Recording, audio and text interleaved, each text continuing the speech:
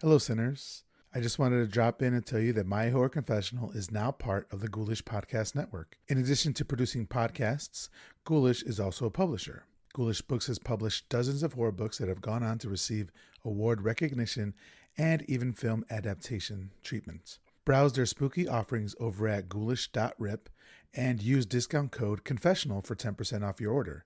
And remember, ghouls, live spooky, die spooky.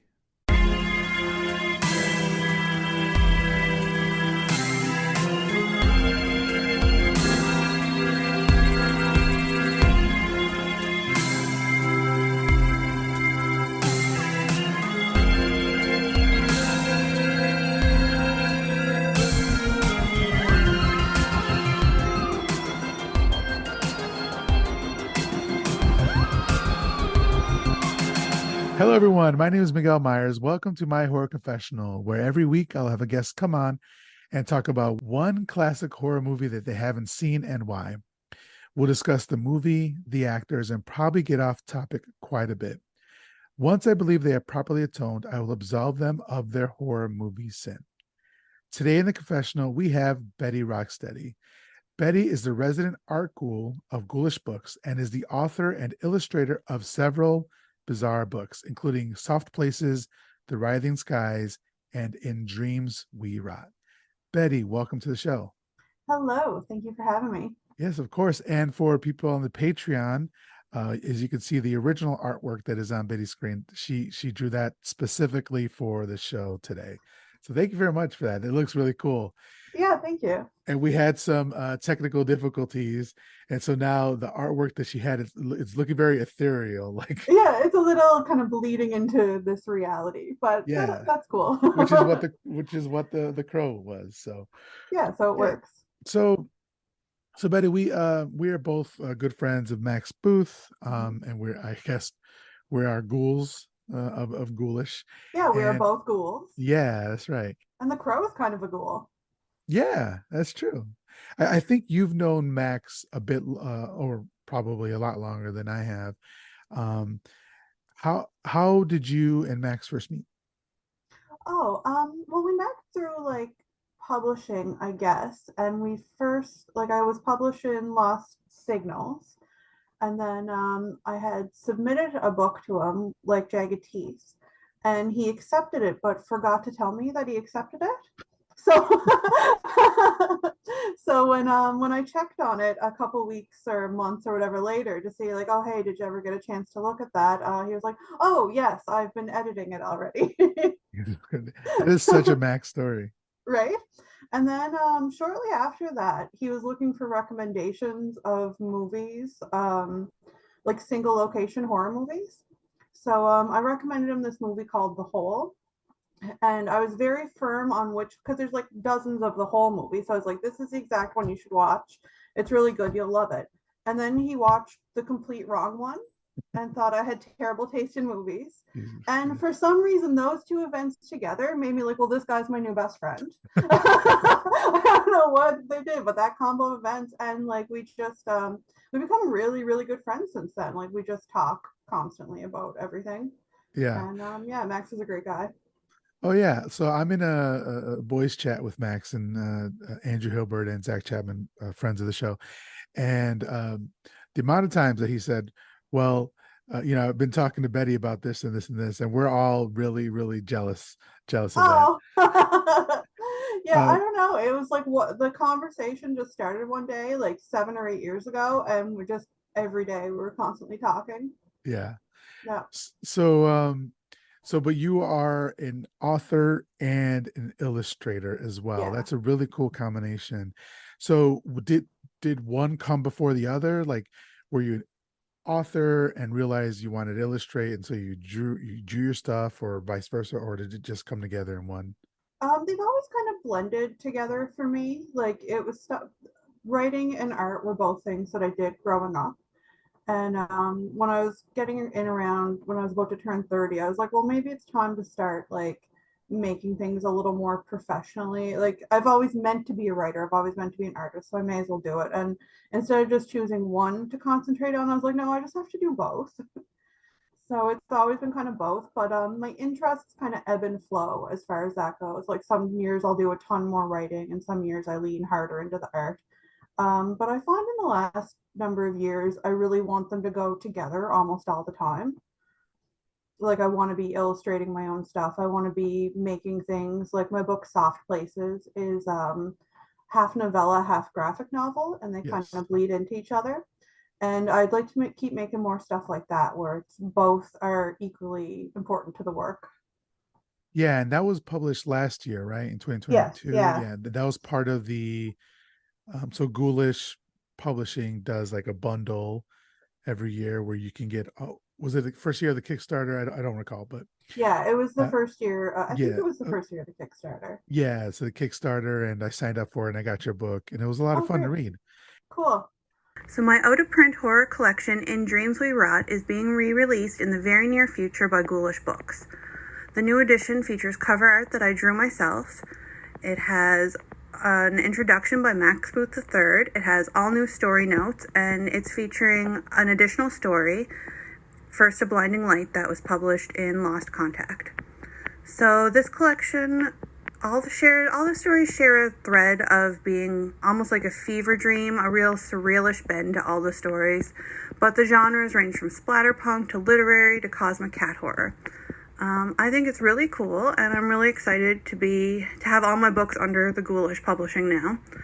And yeah, I think everyone should read it. And you can follow either me on social media or Ghoulish Books for updates, and you should be seeing that coming out really soon.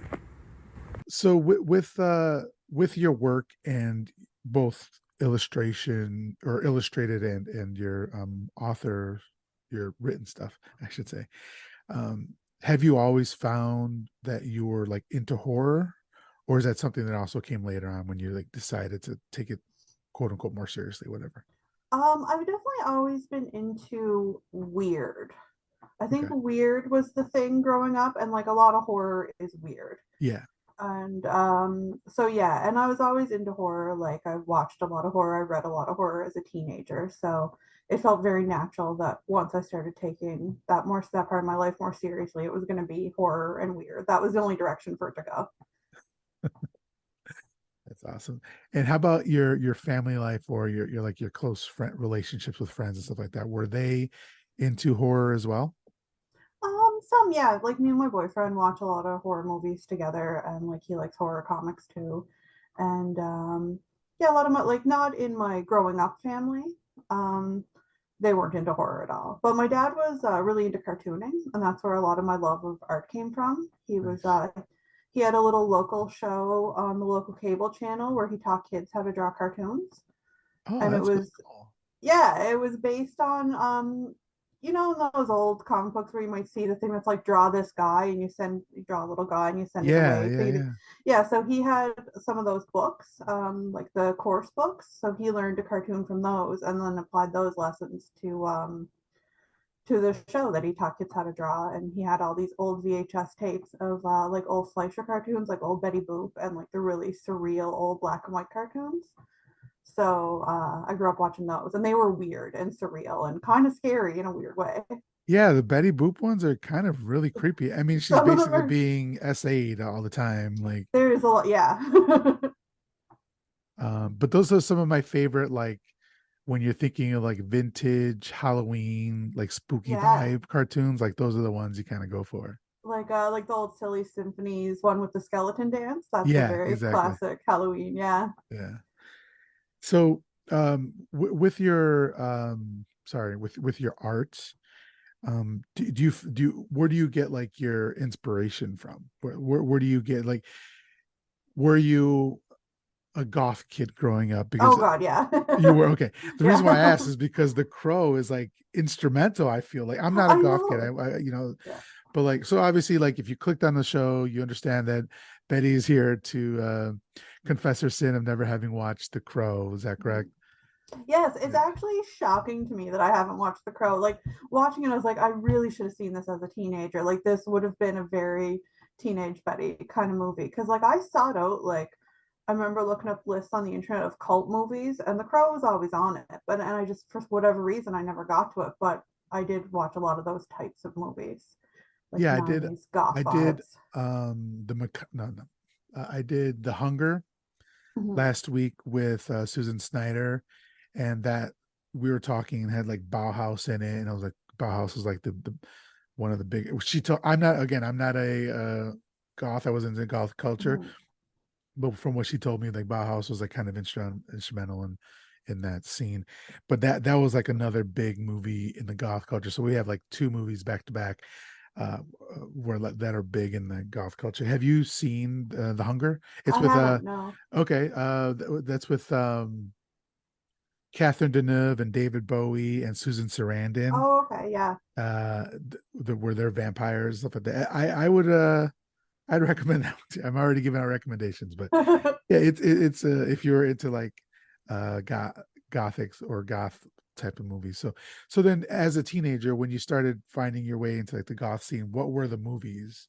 Because I'm finding myself learning more about like goth culture now. It's like what were kind of the movies that were for you are kind of touchstones in that scene? Um, for me, like Rocky Horror Picture Show, of Okay. course. Yeah. Um, Another Susan Sarandon. yeah, Yeah. interesting. I don't know, as far as movies go, like a lot of the movies I watched then, like I was really into the Heathers, Yes. That's a good one. Pump Up the Volume, another Christian So Slater two one. Christian Slater movies. Yeah. I was really into Christian Slater. I loved him. Pump up the volume. Loved Okay, him. wait. So have you seen Untamed Heart? Yep. Yeah, that's Uh, also a good one. Untamed Heart is one of my favorite movies. He's got the gorilla heart or whatever it Yeah, the was. baboon Yeah. heart, The the baboon baboon heart, yeah. king's heart. Listen, all Marissa right, we're already Tomei. going off the deep end here. I apologize. So growing up, like I saw that movie on HBO or whatever, and it always stuck in my mind. And then like every now and then I came across it, whatever. Then a couple years ago for my birthday, I was like, yeah, I want to show this movie to people. People don't watch it. People don't know about it enough because it's so ridiculous. And so I had a Untamed Heartathon for Oh my no, oh my birthday god, I love where we showed that. it. I reached out to my friend Ken Boda, who does art under the name Cap Mikey. And at the time, he was doing bad art. Like he was a self-taught artist and he was doing the bad art, but it was funny bad art, I love bad art, honestly. Yeah. Like I think I like it better than good art a lot of the time. Yeah. And but nowadays he's been practicing so much he does like it's good art. Now he does Mm. really good fun stuff, but so I had him do a bad funny art poster for Untamed Heartathon. Oh, I'd love to see that. Yeah, I'll send you a picture of it. Mhm. And I handed out I had him printed up and I gave them to all my guests or whatever. And they did not get it. And understandably, if you don't watch it go because there's like he breaks into her house, what is it called? Spoiler He's alert for basically people. like stalking her, Yes, he's stalking her. following Like her home and there's stuff. I mean, it works out good, but it's creepy. yeah, it's very creepy. Like there's very problematic shit in it. But as a teen, when I was seeing it, I didn't know any of that stuff. Oh And yeah, so as a teenager, that was very romantic, especially because it was Christian Slater, who I just loved. yeah. And they didn't understand how I don't know, like in my mind, on his birthday, he gave her a present.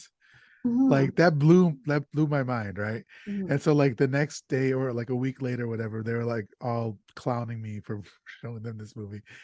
And I was like defending it and I was drunk. And over again, I kept saying on his birthday, he gave her a present. And so that's like a running joke now with the group, with the friend. I will defend Untamed Heart till I die. It's got Marissa Tomei, it's got She's great. uh Christian Slater, Rosie Perez is in it. I Oh mean, yeah, it's so good. Yeah. So we're here to talk about Untamed Heart. yeah. We Let's just talk should. about that. Yeah. It's not a horror movie at all, but there's some horrific shit in there. And then the ending will make you want to cry. You know? I'm sometimes guilty of thinking that everything I like is a horror movie. Like if I like it, it must just be a horror movie somehow. Yeah. It's got the vibes. If it's got Yeah, your vibes, it's got those vibes. Yeah. exactly. I don't even remember how we started. Oh, because of Christian Slater, right? Yeah. Christian Slater, yeah. Pump Up the Volume. Is that the one where the pirated radio? Yeah. Okay. Nobody talks about that one either. Like, I really like that one. I drew a little picture of it a couple months ago. Really? Yeah, For and I'll like, post it, yeah. okay, Just for on your fun, like a little poster. okay, awesome. Well, let's talk about that. If people would like to follow you and support your work, buy your books, how can they do that? Just like plug Betty Rocksteady in pretty much anywhere. That's my name on everything. Like I'm on Twitter and Blue Sky and Facebook and Instagram, and my website is bettyrocksteady.com.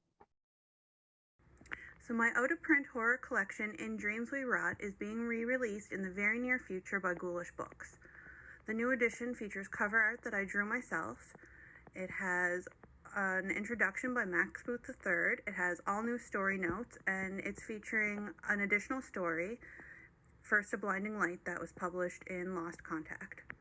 So this collection, all the stories share a thread of being almost like a fever dream, a real surrealish bend to all the stories, but the genres range from splatterpunk to literary to cosmic cat horror.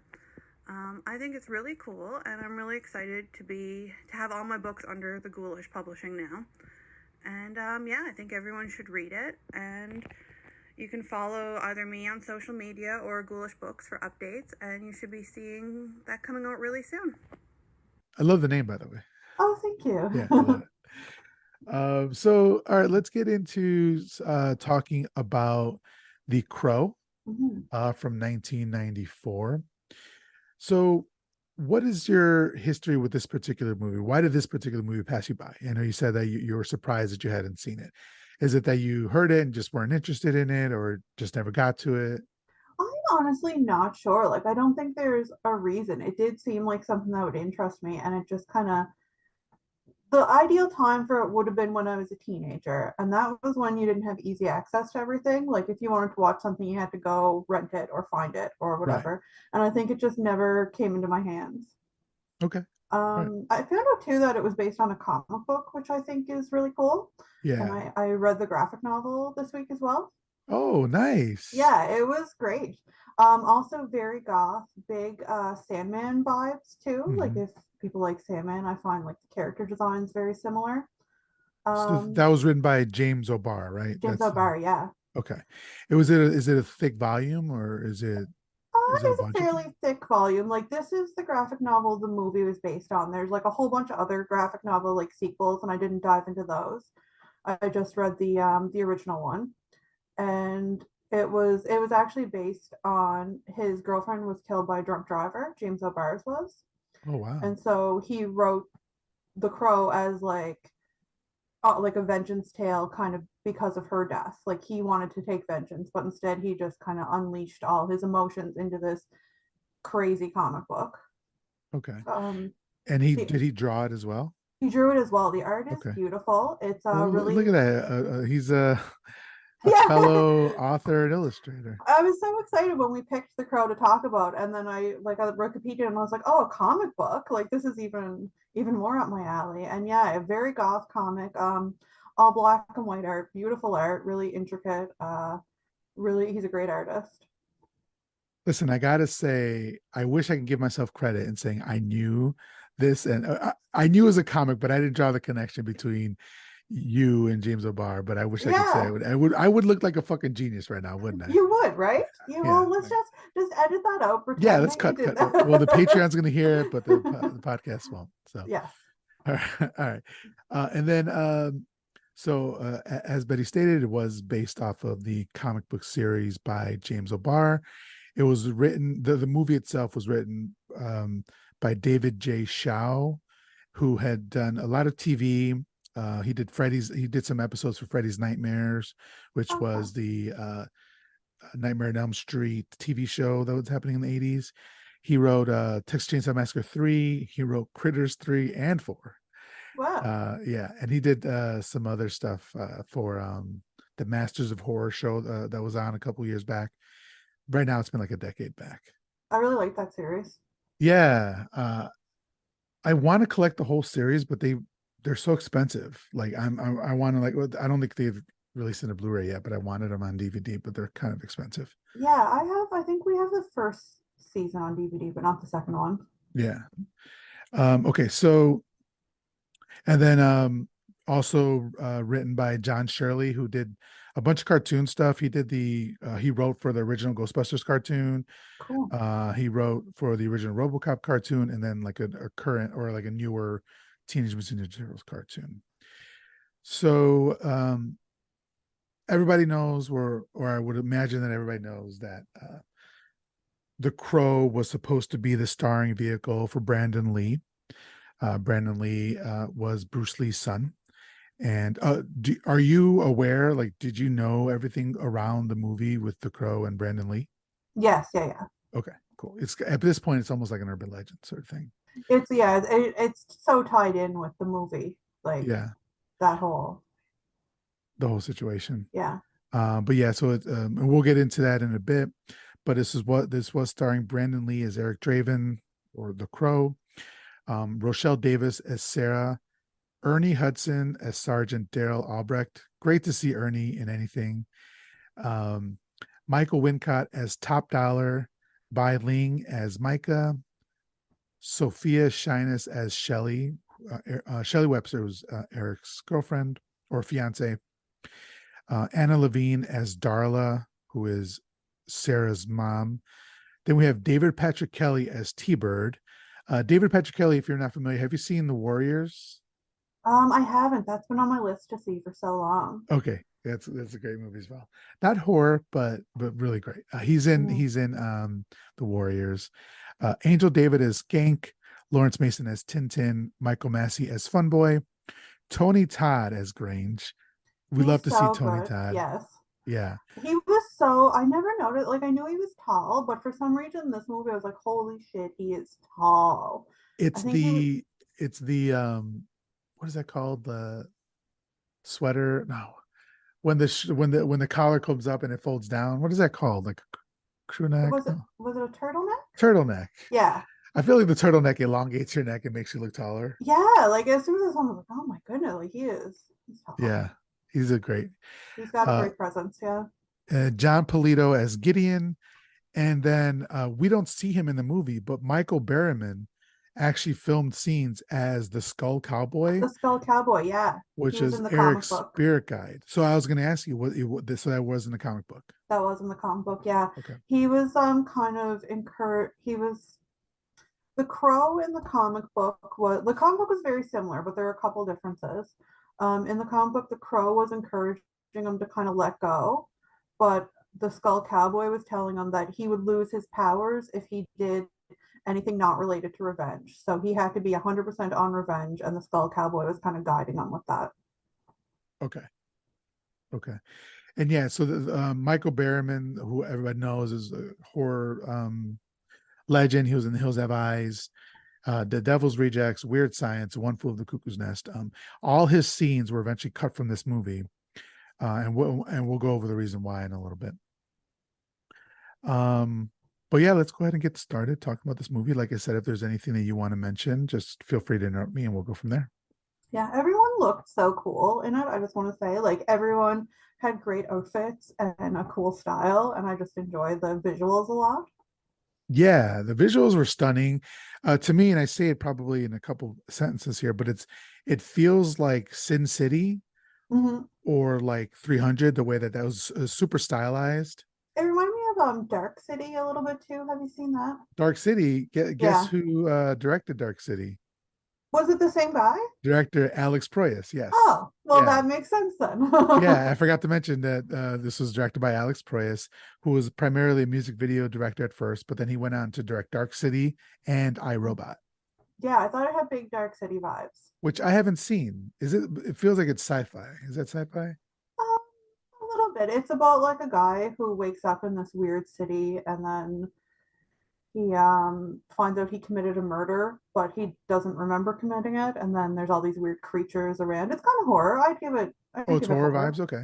Yeah, I Awesome. really like it. It's really good. I haven't Okay. seen it in a while, so my memory's not super fresh on it, but I know that I Might be liked a it. recommendation later. We don't know. That was one that I was thinking of. So, Yeah. spoiler alert, Dark City. Yeah. Okay, so the movie starts and it's October 30th, Devil's Night. And we see a scene of a city that looks to be on fire. Now, I wanted to mention here, it says October 30th, Devil's Night, but I don't think this movie takes place all in one night. Right? I was trying to kind of parse that out too. I was like, how many days are like what day is it anymore? But it kind of wants you to feel like the whole thing's one night, but there's a couple daytime scenes, so it's hard to tell when things are really happening. Well, and then even later on, like 3/4 of the way through the movie, they're like, and now our plans for Devil's Night. It's like, Yes. oh, there's been multiple scenes of daylight, but now you're still talking about like Devil's Night, and we start off the movie on Devil's Night, you know? It's like Maybe we're in some sort of weird time loop that they just didn't mention. so then we hear a voiceover. A little girl says, people once believed that when someone died, a crow carries their soul to the land of the dead. But sometimes something so bad happens that a terrible sadness is carried with it and the soul can't rest. Then sometimes, just sometimes, the crow can bring that soul back to put the wrong things right. So this narration, after Brandon Lee's death, they brought in a bunch of writers to rewrite a bunch of scenes that they needed to because he wasn't available to shoot and to film. I should say shooting. Oh yeah. To film. So they brought in a bunch of writers to rewrite it, and one of the main things that they brought in were these narrations by Sarah. So then, like I said, this is a hyper stylized world similar to 300 or Sin City, but it's actually Detroit. The camera, which was flying above the burning city, now zooms in on a steeple of an old building. The window is circular, and the room behind it is bathed in red. Looks amazing. Looks so cool. I really love Sarah too. Like I would have identified with her so hard if I watched this as a teenager. Like she was just such a cool little kid. Yeah, she was, as we'll come to find out very quickly, she was forced to be on her own, kind of raise herself because her mother was or is a drug addict and is making bad decisions and hanging around bad people and all that. And so she learns to make friends with other people. She befriends Eric and his fiance and Shelly, right? I just forget her name already. Shelly, yeah. Yeah, she befriends them, and she befriends some police officers, all that sort of stuff. So, yeah, she's a skateboarder, right? She's skateboarding with the backwards hat. That's always cool. She's got like the ripped up leggings and little an undercut. She's got the underside of her head shaved. She's cool. Yeah. So then we hear police sirens and we see the flash of cameras. Then we meet Officer Albrecht. He's smoking a cigarette and looks out at the city through a broken window. And down below, we see a body on the pavement being covered in a white sheet. We'll soon learn that is Eric Draven. Then Officer Albrecht drops his cigarette on the ground of an active crime scene and smashes it out. I'm like, my guy, what are you doing? And they were already like up there dusting for fingerprints while they were still trying to revive Shelly. Which I noticed. Like they were like, we're already investigating this crime, even like while they're trying to stabilize her. But then they kind of gave up investigating it afterwards. Yeah, they left exactly how they're like, well, that's that. Like the glass there, everything. I mean, they're like, she died. They both died. We can't do anything. It's not going to bring them back. Let's just no one cares anymore. So in the apartment, we see a woman on the ground being resuscitated. It's Shelley Webster. She's just been beaten and essayed, and her fiance, local musician and guitarist Eric Draven, has been murdered, stabbed, shot, and thrown out of their apartment window to the streets below. The couple had been planning their wedding for the next day, Halloween. A cop comments, "Who gets married on Halloween?" And Albrecht responds, "Nobody." I would love to get married on Halloween. A couple of our friends got married on Halloween. Yeah. It's a good day. Yeah, I think I mean, Max and Lori got married at a spooky book convention, you know? It's more memorable than just doing it at a random like June 16th or whatever. Yeah, let's do that. Holy shit, you almost did my anniversary. Oh, no. That was very rude of me. No. Fuck you, everybody. No, mine is May 15th. Mm-hmm. Much better day. Yeah. Beautiful date, really. So then we find out that there's 143 active fires right now, and they're like, oh, they're kind of slacking off from last year. So in the background, I'm not sure if you noticed this, but there's a poster that says "Avenge December 7th" on it. So I don't know what December 7th. What is Oh, that? I Isn't that when Pearl Harbor happened, or was that December 8th? I'm not sure. Oh, one second. I should have looked this up. I wanted to find it. Yeah, December 7th. So the attack on Pearl Harbor happened on December 7th. So that poster is for Pearl Harbor, but they Okay. have the Avenge thing very prominent on there. So I thought that was Avenge, pretty yeah. cool. Yeah, Kind of sets the vibe. exactly. So then we see a crow land and watch the scene below. So as he prepares to leave for the hospital with Shelley, Albrecht meets a young girl with a skateboard named Sarah, who says she is a friend of Eric and Shelley's, and that they used to take care of her. At this point, Shelley kind of wakes up, and her last words that we see, Shelley tells Albrecht basically tells him to take care of Sarah. Um, and then Sarah says, "You lied about Eric," because he told Shelley that Eric was fine. Hmm. So she says, "You lied about Eric, and so you're lying about Shelley." And so he Yeah, did, that really stuck with me that he just lied to her. He's like, oh yeah, she'll be all right. She's not gonna be okay. yeah, I mean, she's young, but And she's not dumb. I understand why he lied to Shelley because she's like dying, but he didn't need to lie to Sarah, I think. Yeah, yeah. And then also, a dying woman asks you to take care of a little girl, and then we kind of find out that that little girl's still on the streets. Mhm. So you didn't really your do her justice. I mean, you buy her a hot dog every now and then, but Right? He's like friendly to her, but he hasn't actually made anything happen good for her. yeah.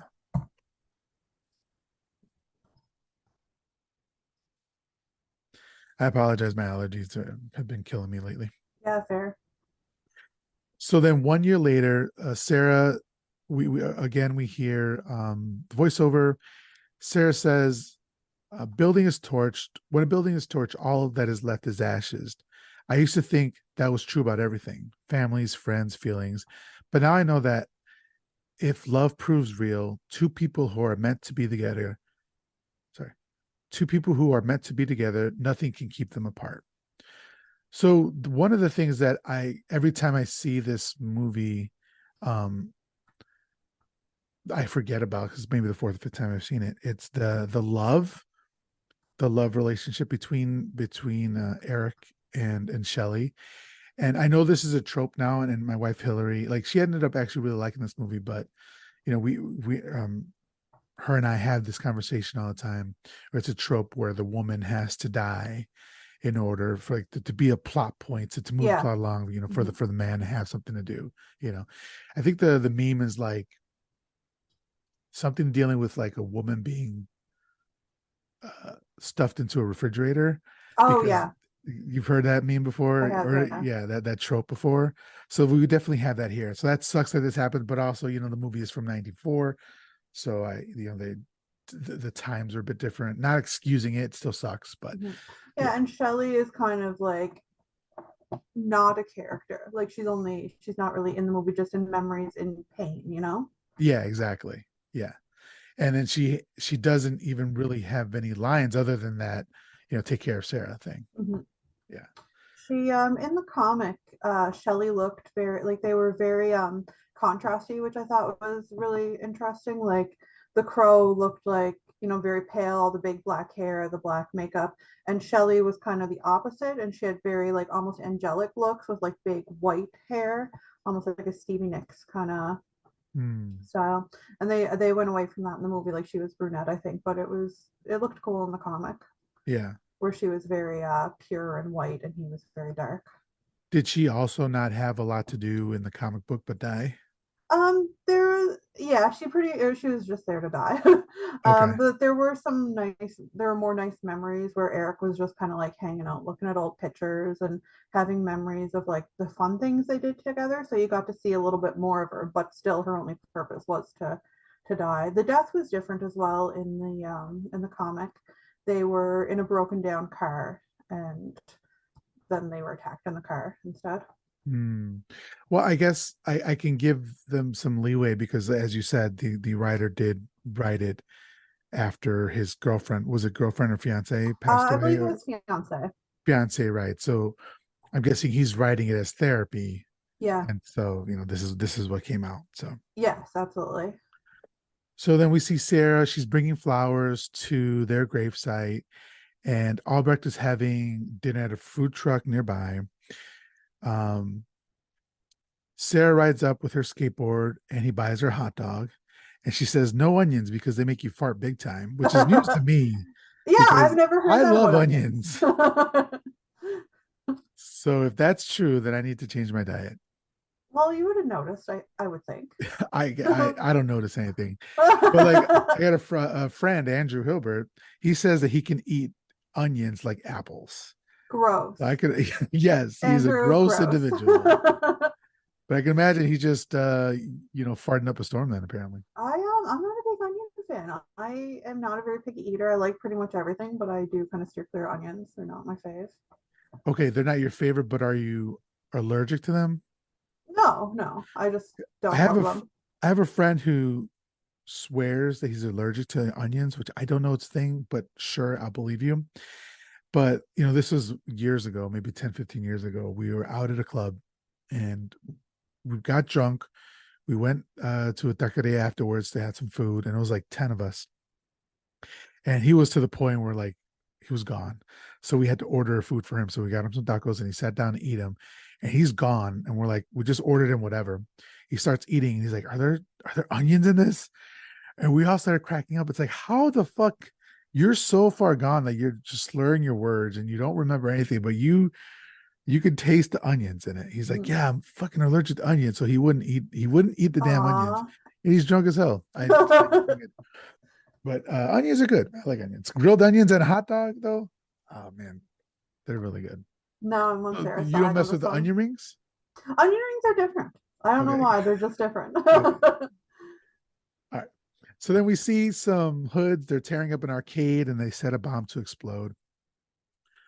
We'll come to meet those guys pretty soon. I love how chaotic the gang or the criminals or whatever you call them are all. They're just flat out insane and chaotic, and like you don't get a lot of motivation other than they just love chaos. I think you would really love the Warriors. Yeah, I think so. Yeah, because it's the same vibe. Like it's their so vibe we see here. Every time we see the gang's vibe, that's the vibe of the Warriors okay. times like 100. You know. Yeah, it's really great. So, but I do like their aesthetic as well. Although I Mhm. hate them as characters and what they do. Right. Oh, of course, yeah. I mean, Yeah. they're not good, but they're cool. Yeah. Yeah. So a crow flies over the dark and rainy landscape of Detroit and lands on the headstone of Eric Draven.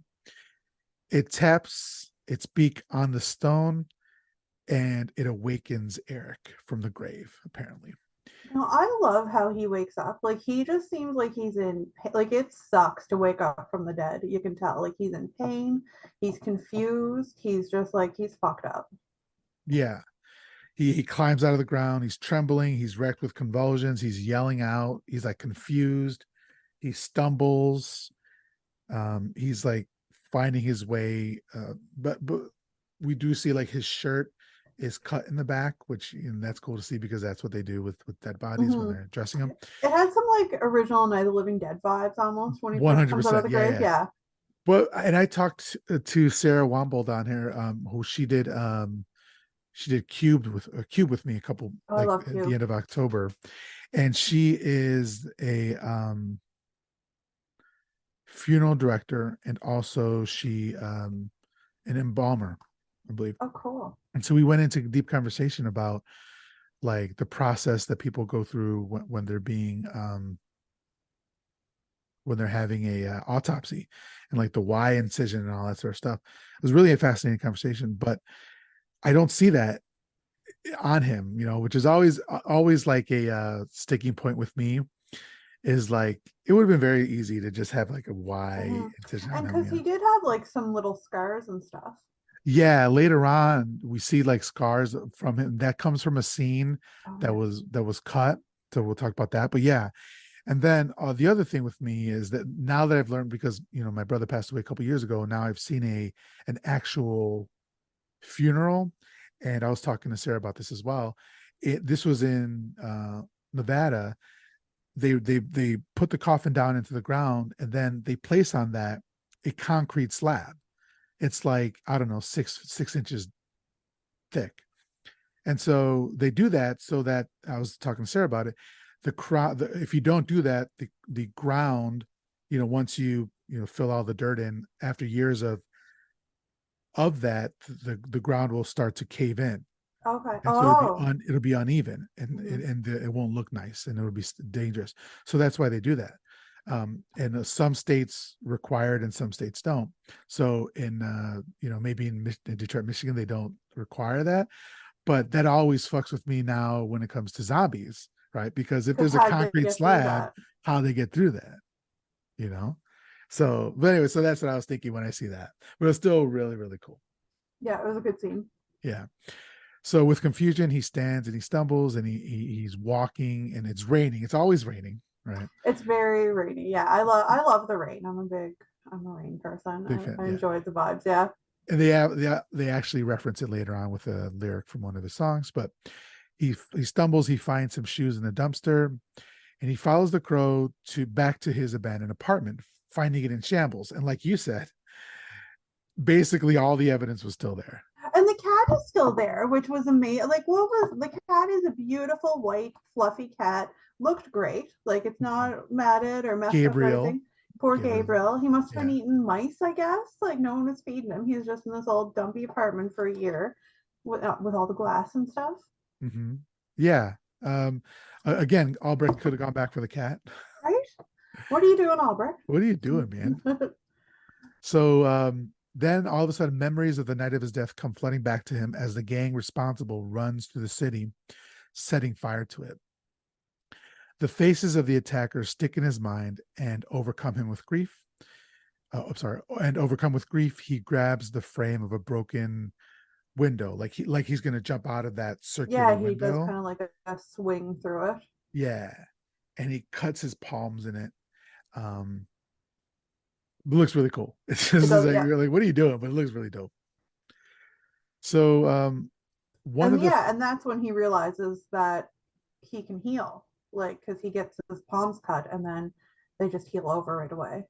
right, exactly. Yeah. So he looks at his palms and they heal up. So in the main, like in the thugs hideout, which is like a bar slash concert venue with the it's a multi-purpose venue because there's also the offices on top. Whenever you think of like a bad man who has a headquarters, it's always this vibe, And it just has the big sign on top that says trash, I think it trash. says Did it? trash. I didn't notice. Yeah, it's a big just a big sign on top that says Nice. trash. It's the trash building. Cool. And is this where they're swallowing the bullets? Yes, That is very weird. hilarious. Just absolutely insane, swallowing bullets and taking a shot at the same time, and they're just chaotic. Yes, like Tintin is challenged by I think it's what's the guy's name? T-Bird, I believe, Mhm. challenges him. So T-Bird puts a cigarette out in On his his own tongue. tongue and takes a shot, and Tintin really loves it and says, "You're out of your fucking mind, man." Like, he really digs it. And not to be outdone, he swallows a bullet, then takes a shot. I'm like, I don't think that's smart at all, man. It was just, it blew my mind. I was like, these guys are nuts. Like, just such Well, hilariously nuts. well, I mean, when you burn the roof of your mouth with like pizza, that sucks. I can imagine like putting a cigarette out on your tongue. I used to have a friend that she would walk barefoot all summer and then she would put her cigarettes out on like the calluses on her feet. It was pretty punk. Wow. Yeah. Wow. Did she were the two connected? Like, did she do that so that she would be able to? I think maybe she did. She went barefoot because she wanted to, and then discovered the ability to put. Do Okay. you know what I mean? But just during summer? As far as I remember, yeah, Okay. this was Did some you years guys grow ago. up in a place that had like inclement weather, like a Midwest or something like that? Yeah, we get like winter. We get Okay. a All right, solid cool. winter. I'm Or sorry, I'm just fascinated by this. And I'm like, I used to have a neighbor that they did the same thing. They never wear shoes. mhm. Um, and the one of the partners would actually run without shoes on, Wow, like running. jog or running, yeah, around the neighborhood. I'd be driving home and I'd see her 2 or 3 blocks away, no shoes on, no socks on either, just running like that. So I didn't know Wait, that. And they said that there was something to do with her feet, like it was better for her feet, which or her back. huh. I don't know if that's true, but But they thought it was, and yeah, that was right. good enough. So all right, so then one of the so there's three of the dudes at the table, and so Tintin swallows that bullet, and then so Tintin stopped him from drinking, and then after he finishes, takes a shot, Tintin's like, "Pussies drink last, man." And that the last guy didn't like that, so he pulls his gun on him. Tintin pulls his knife on the man, and then they have a Mexican standoff, basically.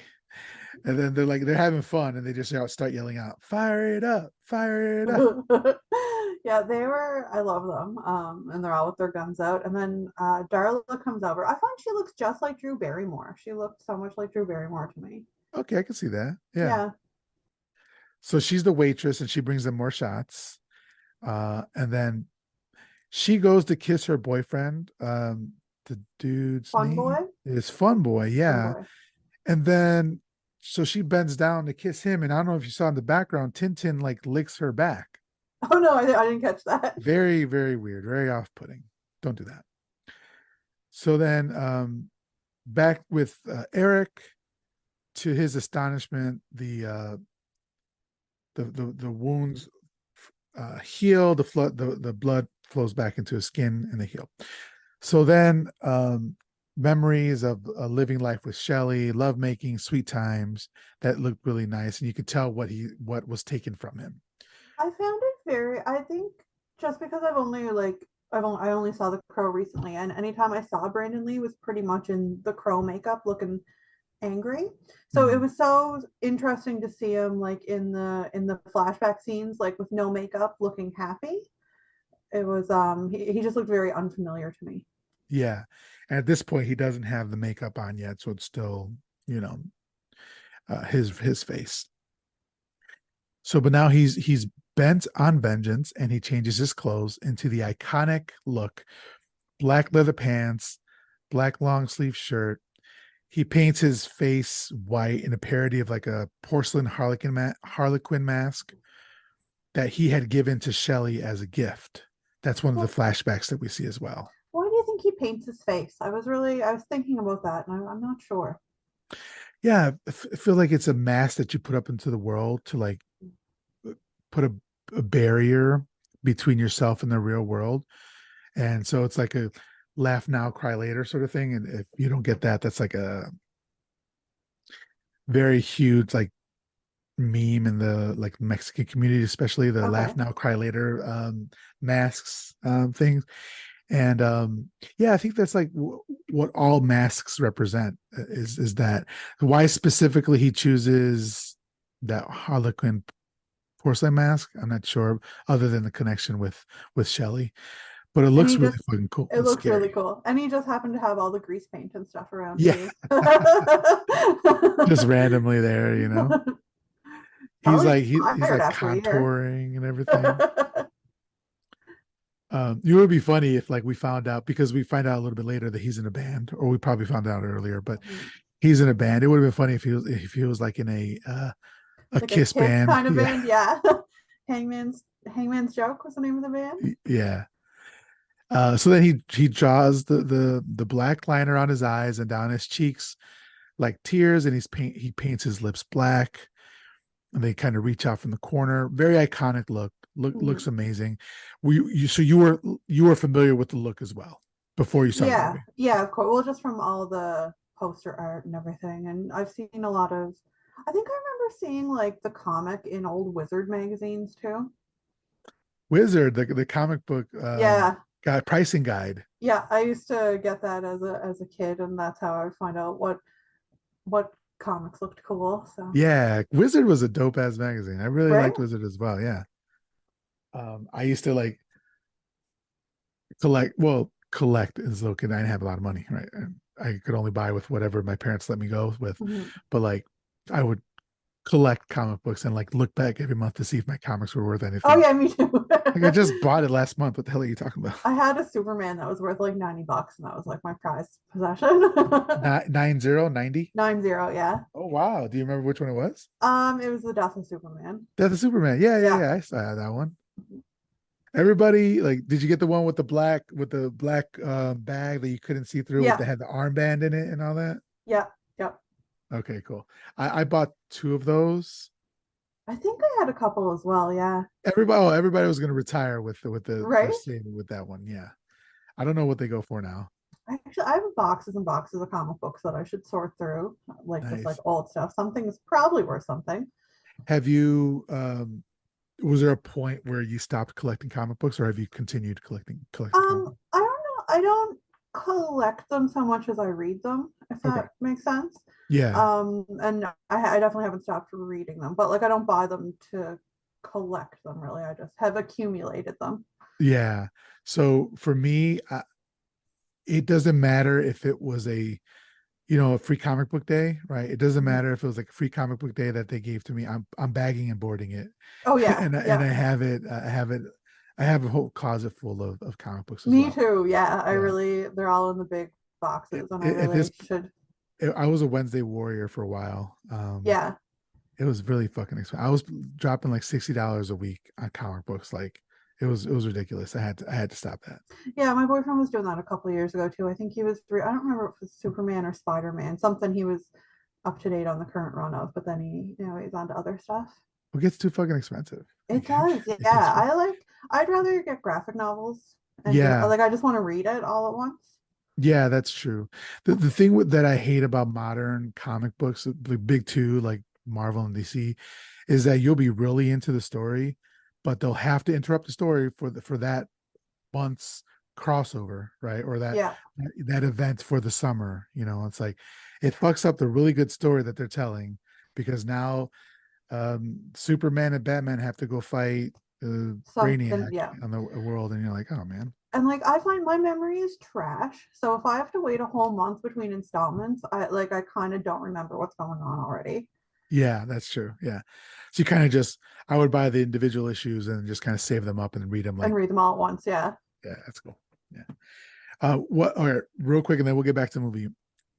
Is there a series that you're currently reading right now that you're enjoying? I just finished reading The Drifting Classroom. So that's not a modern one. That's from Jujito no, but he's or very inspired by it. These are the books that inspired his style. I don't recall the name of the artist, but he's a 70s horror manga guy. yeah, okay. I've read it. I've read it. Very Junji Ito look, like very Kazuo similar. Ometsu. Yes, that's right. This is the one where like he kept fucking with those kids. Oh my god, it was like sometimes reading, I was like, oh my, it can't get any worse. Oh my god, the next page, it's gotten extremely worse in a completely different direction. Yeah, it's just and you can tell that these are serialized because it's like every there's like no letting up for these kids. No, not at all. Like they don't get a breath at all. I really liked it that. Like it kept blowing my mind. Love the art style. Yeah. I just thought it was really cool. So I just finished that. I was in love with them. Did you read all the I think there's like 3 or 4 volumes or Yeah, like the big, thick, perfect volumes. They're like 750 pages each. yeah, I that's just picked up the first one. I was like, well, maybe I won't if I don't like it because my attention span's not amazing. And sometimes I'll pick something up to read it, and then I get a good way through, and then all of a sudden I'm done, and I don't know when it happened, but I never pick it up again. But those ones I got most of the way through the first one. I was like, yeah, I need to read the rest. So okay. So I the got one through that I that. was thinking of when I said Jujitsu was the dissolving classroom, which is Oh, okay. So it must be like a take. yeah, that one's good as well. If you like, have you read any Jinjito? I've read quite a bit of him. I'm not sure if I've read that one though. Okay, that one's fun. That one's pretty fun. Yeah. Yeah, and the collections. It like Viz Media that's putting it out. I forget who's putting it out. I think Maybe it was Viz. I think you're right. yeah. I recently, like within the last couple of years, just got into horror manga. I'm not big into other kinds of manga, but horror manga, I'm really a big fan Same. of. Yeah, I'm interested in manga and anime, and I liked it as a young teenager. but I don't always like it. It doesn't always keep my attention, you know? Yeah. So what I want to do, let's continue that conversation for the Sunday school sessions, Yeah, that sounds which great. is the Patreon exclusive show. If you'd like to support the show, patreon.com/my horror confessional, where Betty and I will be discussing horror manga that she's read. That sounds so good. All right, cool. All right. So then so the director, Alex Proyas, said that Brandon Lee was unhappy with the way that his face paint looked when the makeup department applied it. So then they both agreed that Brandon Lee would apply his own makeup every night before going to bed, so that when he woke up, his face paint would naturally look more worn out. Yeah, I love that. I think it worked really well. Yeah, because otherwise you end up looking like a clown, Or right? like, and too perfect, and he needs to look kind of weathered. Right, because he should only have put the makeup on once, right? Yeah. Like in And the movie, like in the what in the universe of the movie, I should say. yeah, it's hard to picture him seeking vengeance and then running home to reapply his eyeliner. Yeah, it's kind of like Jack Nicholson's, where's Nicholas? Jack Nicholson's Joker, Joker, yeah. like Or are you towards the thinking end. Heath Ledger's Joker too? Or is it maybe Heath Ledger? Yeah, it starts to Yeah. wear off to Yeah. the movie, yeah. So then, guided by the crow and sharing the crow's high perspective of the city, Eric sets out to avenge his and Shelley's murders. So, two things. One, I love when we get crow vision. That's really cool. And then two, in the movie, they're not actually crows, they're The ravens. ravens, yeah, they're bigger, the beaks, they just look more impressive on screen. Yeah, yeah, Um, which is understandable. I have some crow friends actually. Do you really? Yeah, I have there's a little walking trail near my house, and there's some crows that hang out on it. And I started feeding them peanuts, and they've started following me home, and I feed them in my yard sometimes. And they definitely, like, you can tell they recognize me because they're not spooked by me anymore. And when the crow was following Eric around a lot, I was like, that is actually exactly what it's like when they spot me and they're kind of following me along the street, yelling at me for peanuts. What happens when the day when they come across you and you don't have peanuts? They're gonna peck your eye out? No, well, maybe, but no, it's happened before. I try to keep it very casual so they're not expecting me all the time because they're really smart animals. Yeah, Crows are very smart. I've watched a couple of like little videos on them and stuff, and like they remember faces. They're good at problem solving, and yeah, so they know a friend when they see one, or a yeah, sucker when they see one, maybe a sucker with a pocket full of peanuts. that's awesome. So at a pawn shop, Tintin is trying to unload some things that he's stolen.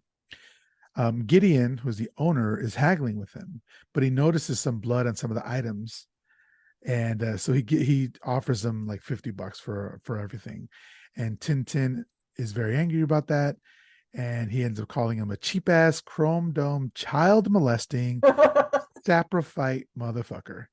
Now, I had no idea what a saprophyte was, so I had to look it up. Oh yeah, Are you familiar with what I a have no saprophyte is? idea. Okay. So it's a plant, fungus, or microorganism that lives on dead or decaying organic matter. I wonder how Tintin came across that word. I would love He, to know. he is a multifaceted individual. He Yeah. has more depth than we can imagine. Yeah, he contains multitudes. He likes throwing knives and reading the sources. I found the timeline a little confusing of whether, like, when Tintin was at Gideon's shop, like, is this the same day or is this a year ago that he sold it? Oh, I think it's the same day, but he's not selling. He's selling other people. Oh, I see. I Oh, think he's selling other people's things. okay. But you're Okay, that thinking makes that he's sense. selling I thought he Eric was selling and Eric's Shelley's stuff. things. No, Yeah. what I like, they've killed multiple people since then. Right. This Of is just the course. Yeah. latest. This is The the latest batch from the batch. latest people that he's killed. That makes more sense. Yeah. So then the crow finds Tintin and seems to inform Eric with his bird language, something, and shows him through the crow vision. And then Eric is doing parkour on the roofs and just like jumping from roof to roof. And then he does a trust fall off the top of a building. And then when he lands, he just laughs. That was great. So, Great so do you visual. think that's part of like, is that part of his crow powers that he can, like, back from the dead powers, that he can suddenly do parkour, or do you think he was like that as Eric as well? I don't know, because I mean he was built, like he He was was, not yeah, built, but like he was like svelte, like very like in shape. Yeah. yeah. So I'm sure he had the ability to if he did, but oh man, I can't wait till we get to the part where he's like playing the guitar. Oh my god, that I know. That's an Yeah. epic moment. I gotta say, I'm so sad that Tintin was the first to go. That he's the first for Eric to confront, because he was the coolest looking to me, and I liked the knives, and he was just cool. I just thought he was cool. I mean, not good, obviously. He's evil, but I don't know. He had the best vibes of all the villains to me. Yeah, and he reminded me of Danny Trejo's character in Desperado. Mm-hmm. Have you seen I Desperado? haven't, no. Okay, I don't remember what year that. Okay, so Desperado came out in '95. The Crow came out in '94. But in Desperado, Danny Trejo's in it, and he has a belt full of throwing knives. Mhm. Sick look, looks great, and he's got the tattoo of the woman with the sombrero and all that sort of stuff. Oh, cool. But yeah, so when I saw this, it kind of reminded me of that movie. He had a very cool outfit on.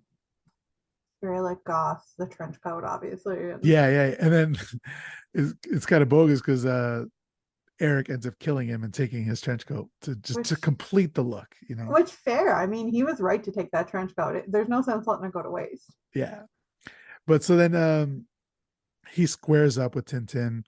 They engage in hand-to-hand combat. Very cool looking visuals here. Everybody looks so fucking cool, like you said. Um, and then he's like, what are you supposed to be dressed as? Like Halloween ain't until mañana. And then they're fighting, and then Eric is kind of yelling like murderer, murderer. And then Tintin is like, murder is fun and easy. He also says we never miss. And then he proceeds to miss both times, right? And he says, "Let me introduce you to my two friends," and then throws three knives, which Yeah. drives me crazy. That's a gotcha. It's like, you thought I was gonna only throw two. So then Eric ends up winning the fight by catching a knife in between his hands, which is always cool, Mhm. and pinning Tintin to the wall with it. Eric confronts him about the murders the previous year, and Tintin laughs in his face, mocking Shelley. Later at another scene at the bar at the hideout, we see Eric's band's picture was on the wall. So Eric's band actually played at Garbage. Trash, or Yeah, trash, trash, yeah. trash, trash. So one of the hoods informs another that the arcade. So one of the hood informs Grange that the arcade went boom. So then we meet Top Dollar, who's looking like a long hair vampire looking motherfucker. Like, Yeah. um, and he says that his daddy told him that childhoods are over the moment you know you're going to die. And he's, I don't know, getting really weird vibes off of this guy. Oh yeah, he's weird, and Micah is very weird too. That's her name, Yeah. right? Weird Yeah. vibes between them as well. Yeah. He kisses his lover, Micah.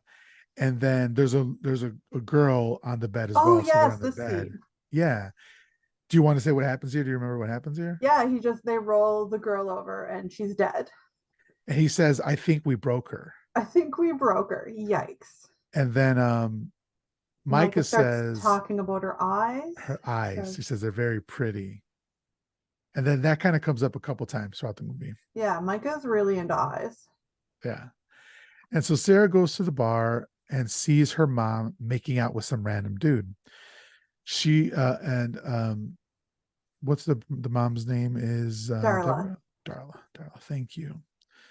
So Darla offers her some money to get food, but Sarah tells her that the police already bought her dinner.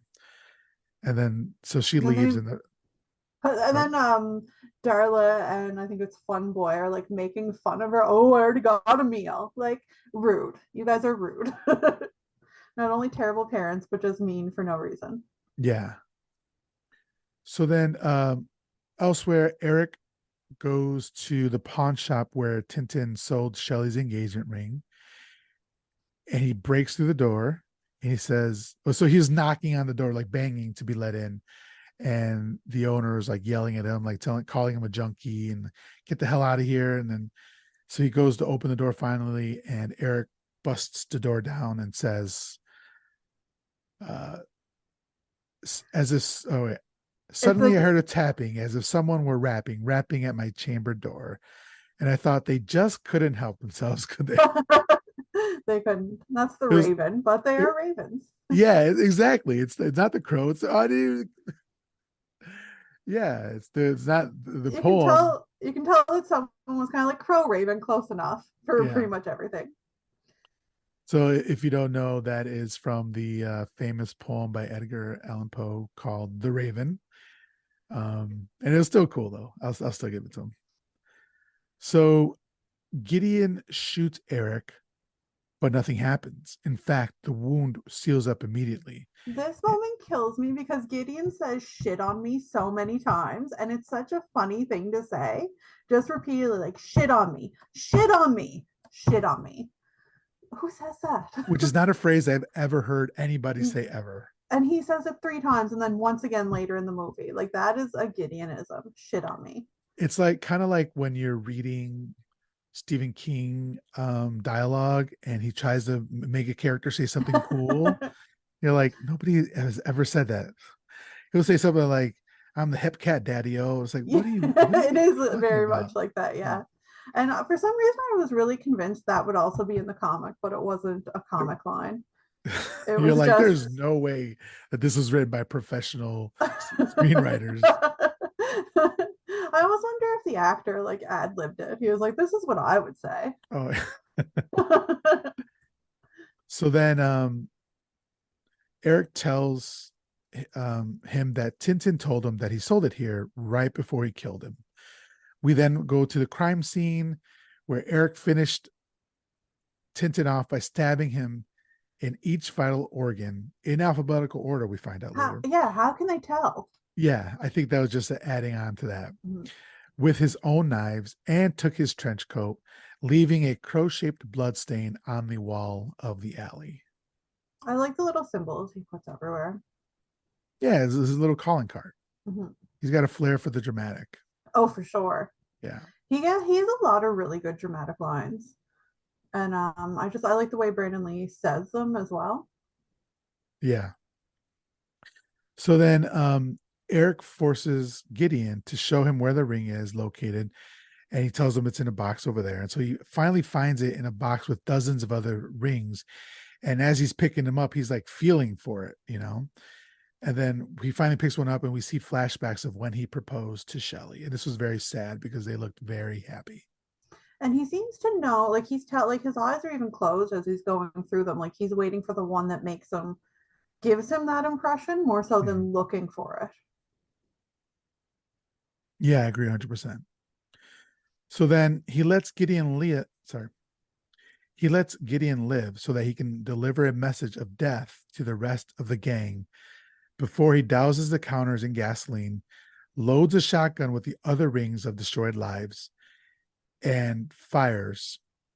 Before he fires, he says, "Do you smell gasoline?" Which allows Gideon to run out of the shop and he doesn't die.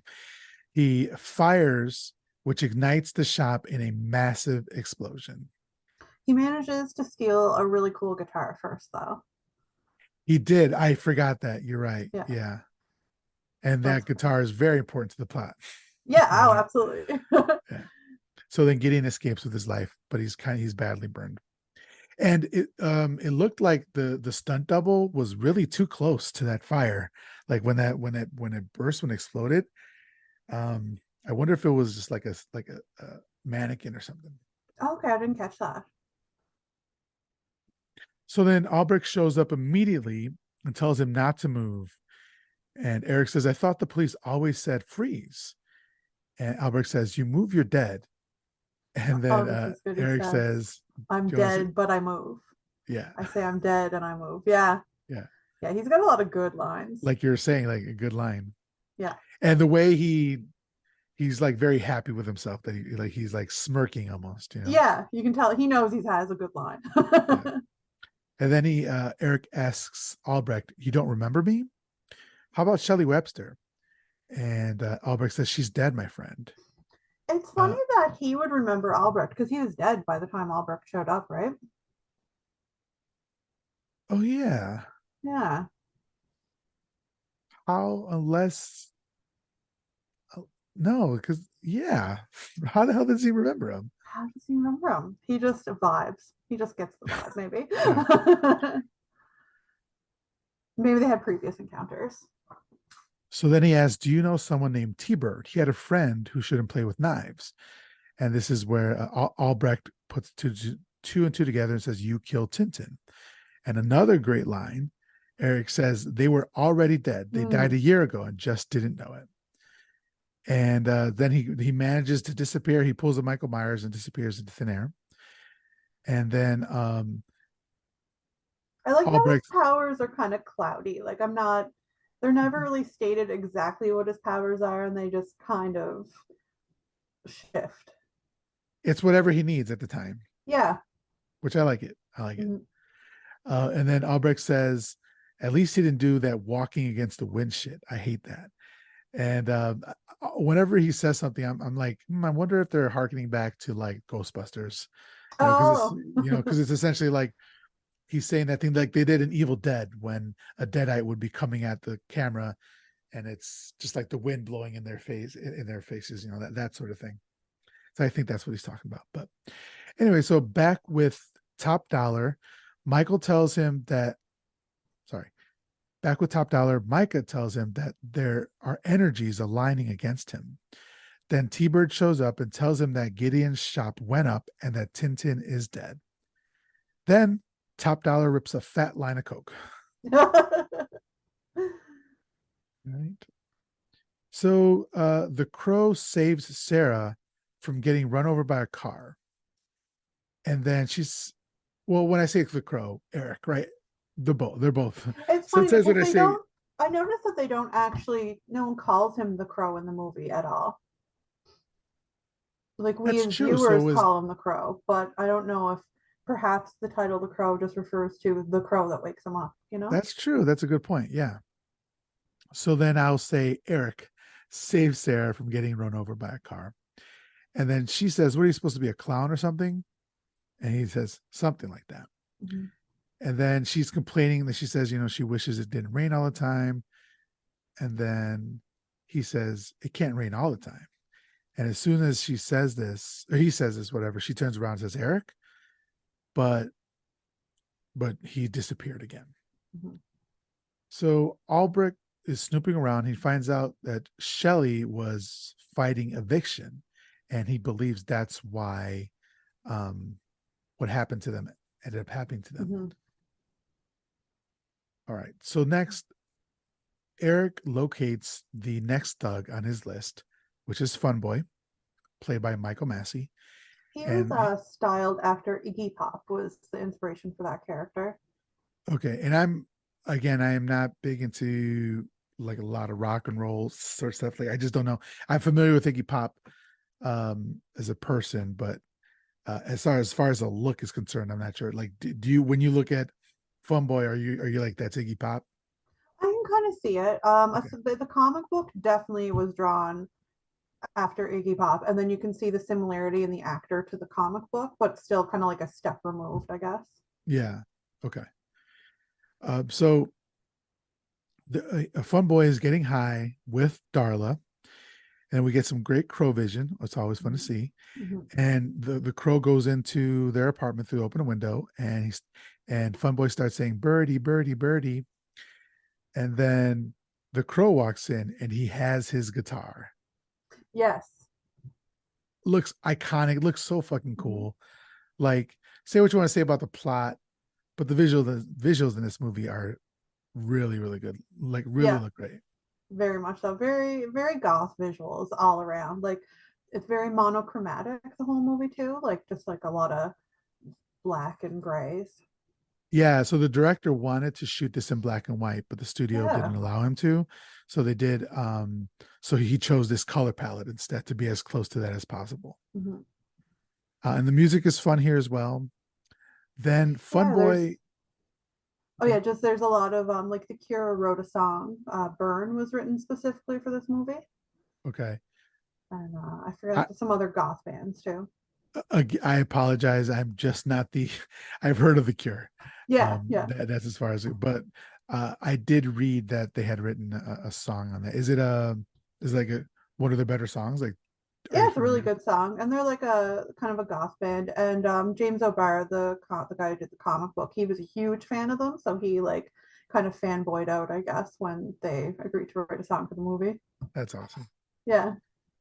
So Eric walks up to him with his hands up, and Funboy pulls a gun on him, and Eric puts his hand right up against the gun, and Funboy shoots Eric in the hand, and then Eric mocks him by pretending to scream in pain, and then he looks through the hole in his hand that the bullet just made. Looks really good. I mean, for 1994, like I thought it looked pretty good. Yeah, none of the effects like stood out as being bad by any means. I think the one shot that I had a problem with was the beginning shot where there was all these fires, Yeah, because that that was definitely like, felt like they just clipped a picture of art onto a picture of like a gif of something of fire onto a building. yeah, I think that was done with like 3D models too. I read like it was like a Oh, weird really? little model setup, yeah, to do Okay. that kind of over the vision. Yeah. And then the hole, he shows that the hole heals up right before their eyes.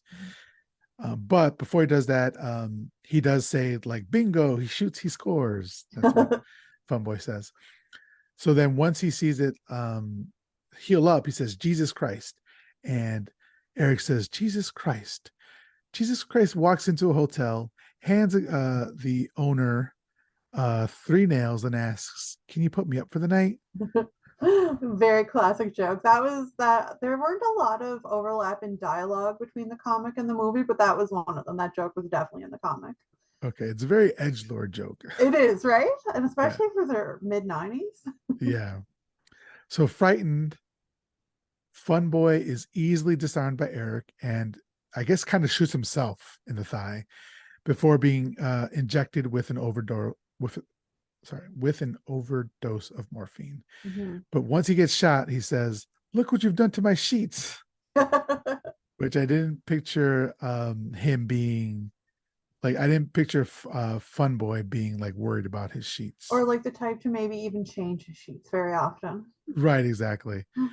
Um, so before this happens, though, he did Funboy did also shoot at Eric 2 more times, right, in the movie.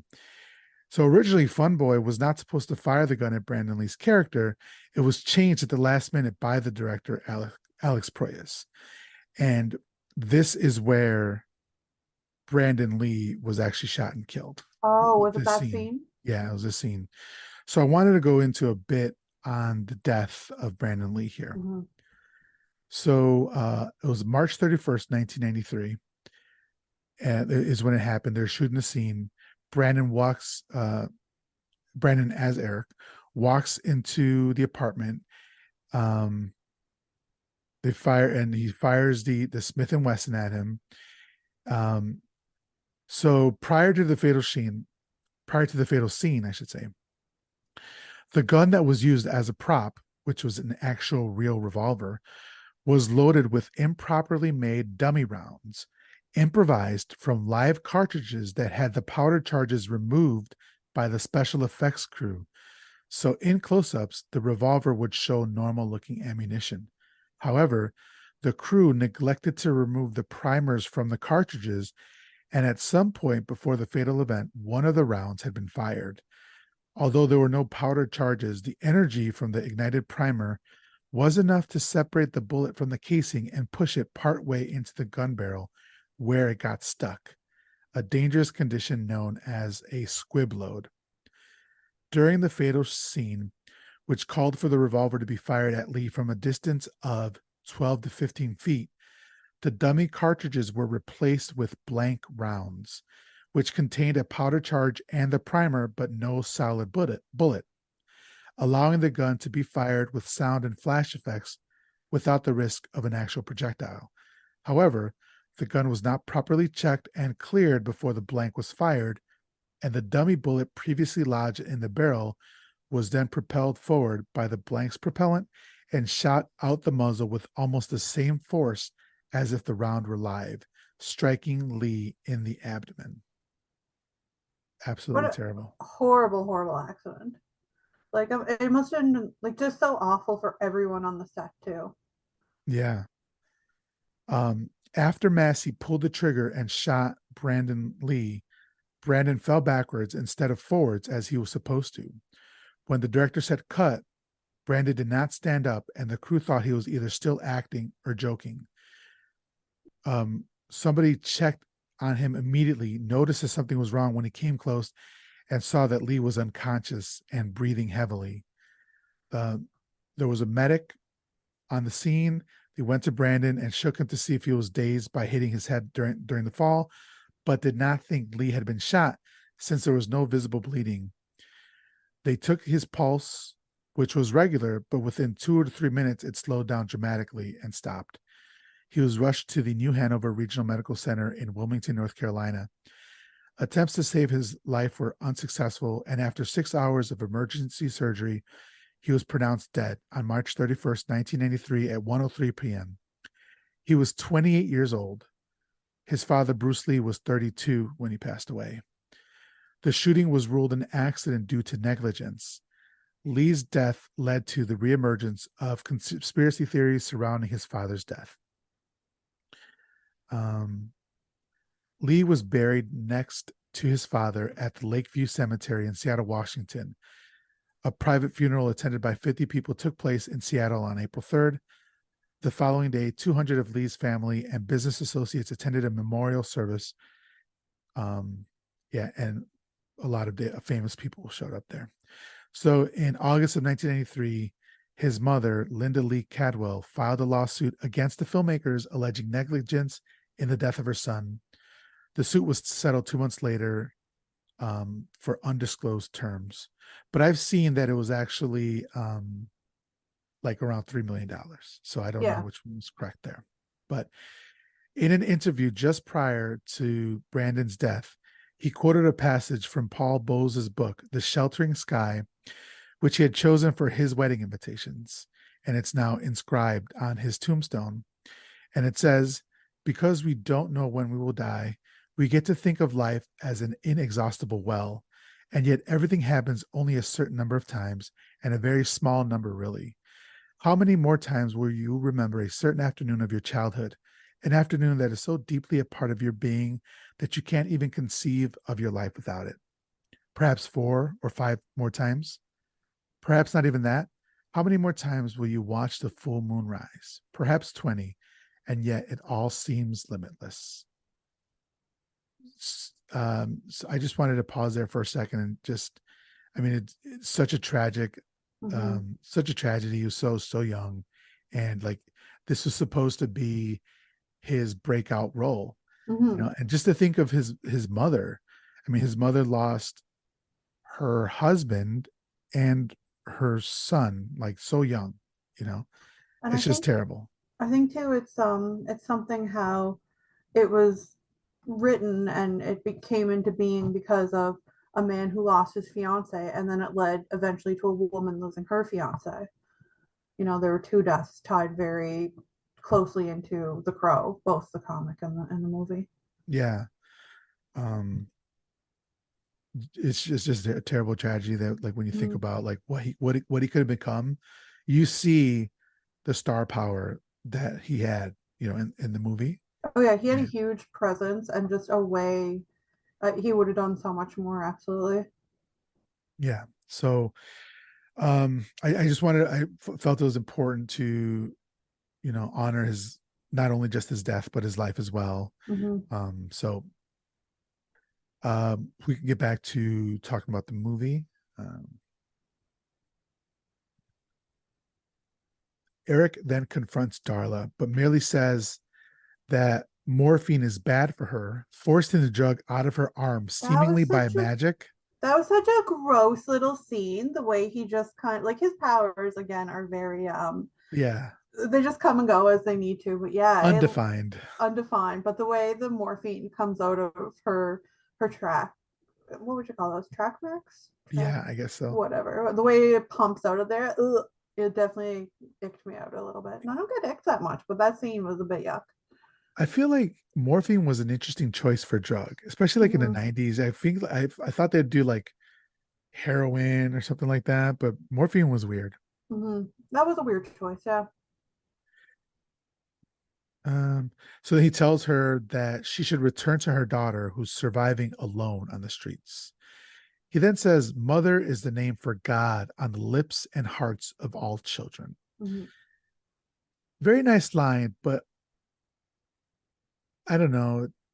When you, it's kind of felt like he was saying that she is defined by motherhood. And that kind of sucks to say to a woman. Like, Yeah, because he's only saying that's the only reason to get better. right. Like she should get better for herself. Mhm. Right. Because if she's not doing things for herself, then it'll be hard for her to do things for her daughter. Right. She could kind of fall back into the same situation thing. So she has to want to get better for herself first. Mhm. So it feels kind of condescending to be like, oh, you're a mother.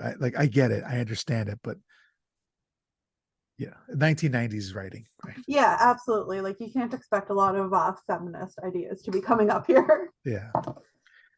So later, we see that Grange has gone to check on Funboy, finds him dead, needles in his chest, and the crow has drawn, or Eric has drawn the crow in blood on his chest as well.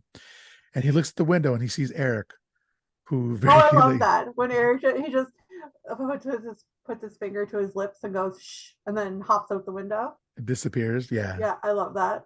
very cool. So then Albrecht, meanwhile, has been following the deaths of the thugs around town. He doesn't share what he's found with the rest of the department's views on the killing, thinking of them as more of a blessing than a curse.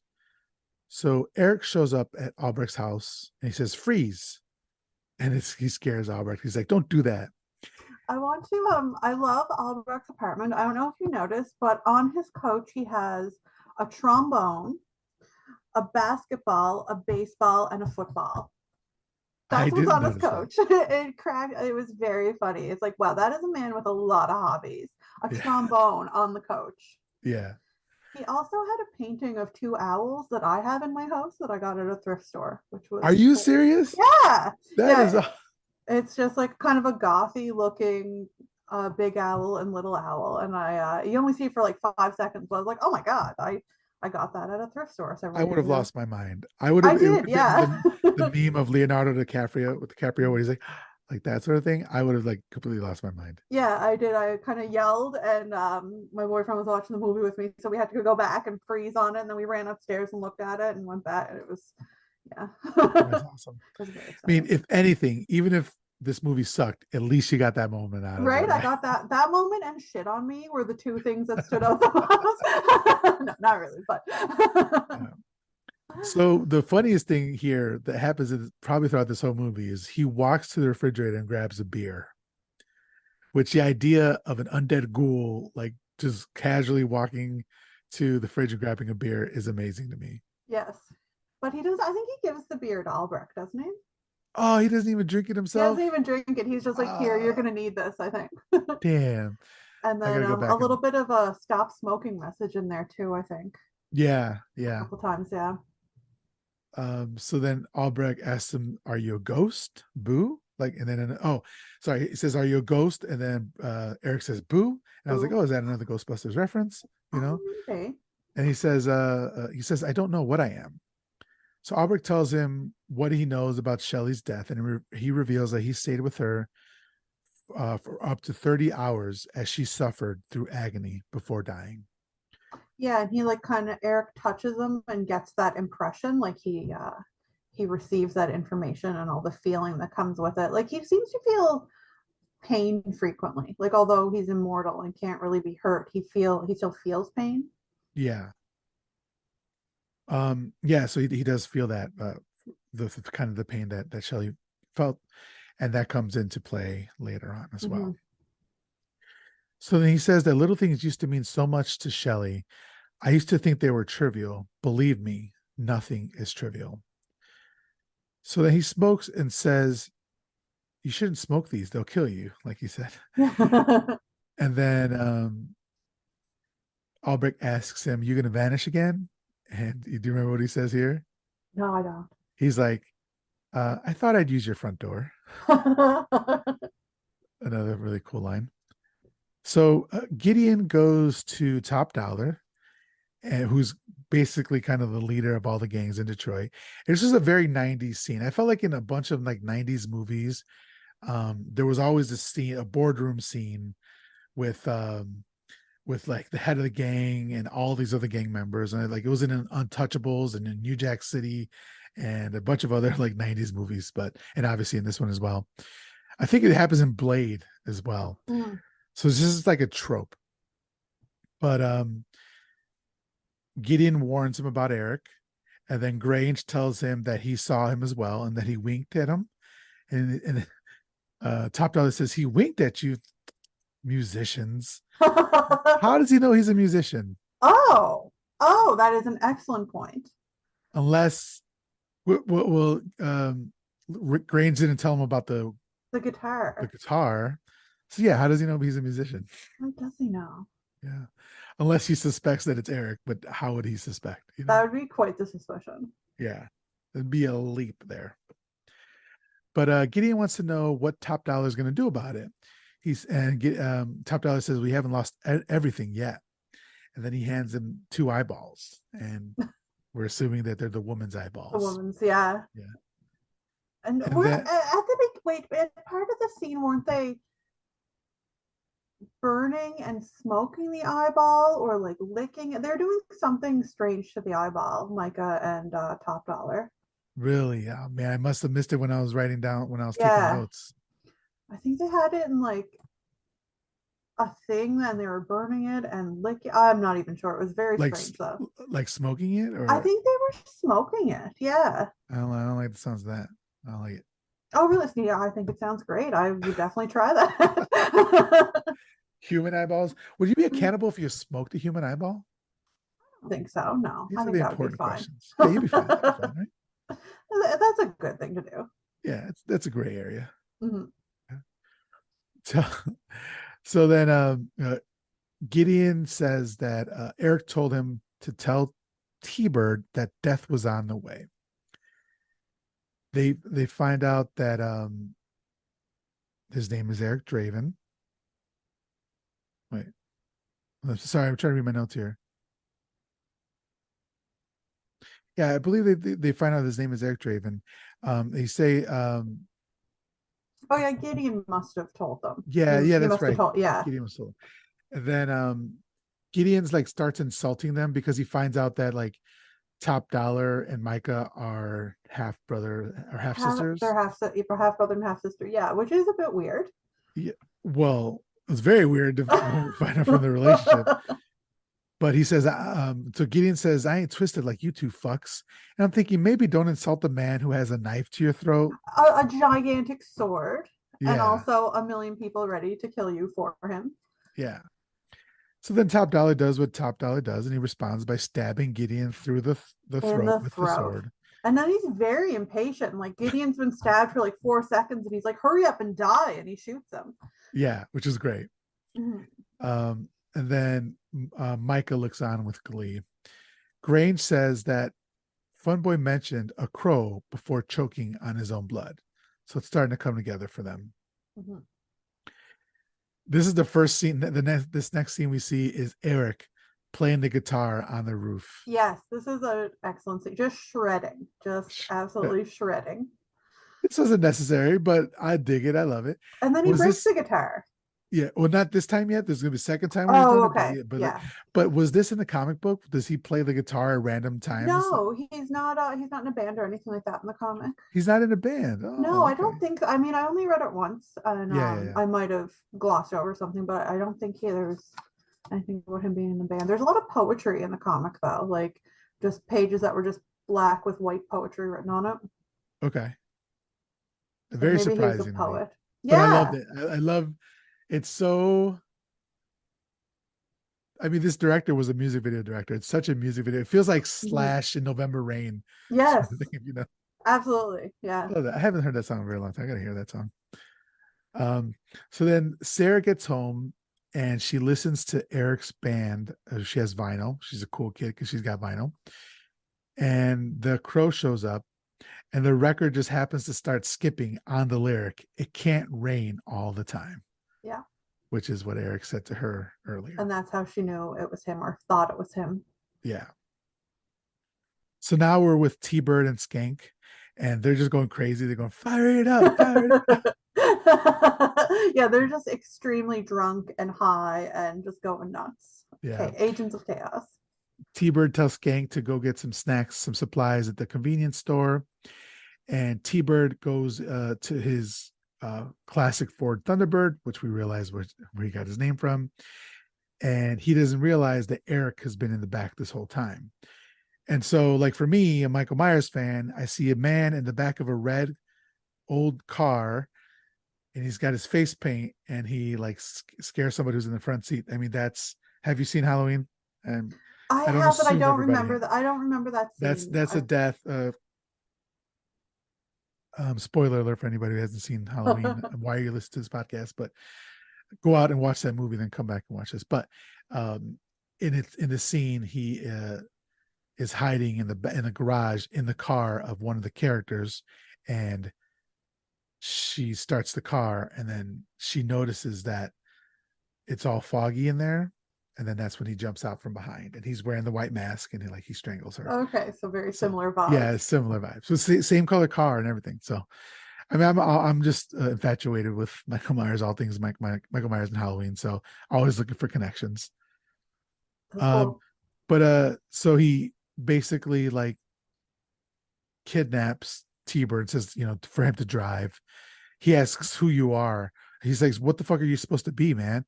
And he says, "I'm your passenger," which is not the best line. He has some cool lines. That one was kind of some of them subpar, yeah. Yeah.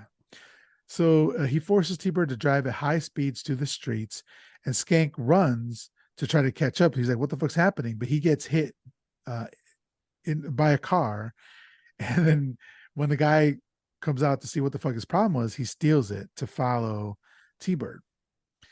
And can you imagine like being so concerned about your like friend leaving you that you like steal a commit car. a felony? Because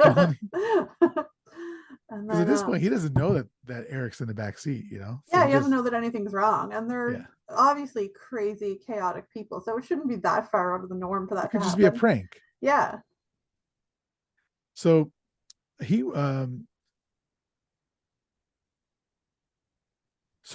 kind of like a chase ensues, and they make it to the dock. Not chase, well, it's a small chase, but they make it to the docks, and he watches as Eric ties T-Bird to the driver's seat of the car with explosives strapped to him. T-Bird recognizes him, says, "I know you, but you ain't you. You can't be you. We killed you." We then see flashbacks of T-Bird asking Shelley if she sent them those complaints as he walks into the apartment. He says it was just their tenant relocation program. And so Eric is, kind of listening to this, but not really listening to it. And at one point, T-Bird kind of just knows that he's going to die.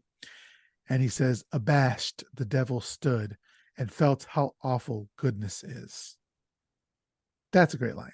That is a great line. Yeah.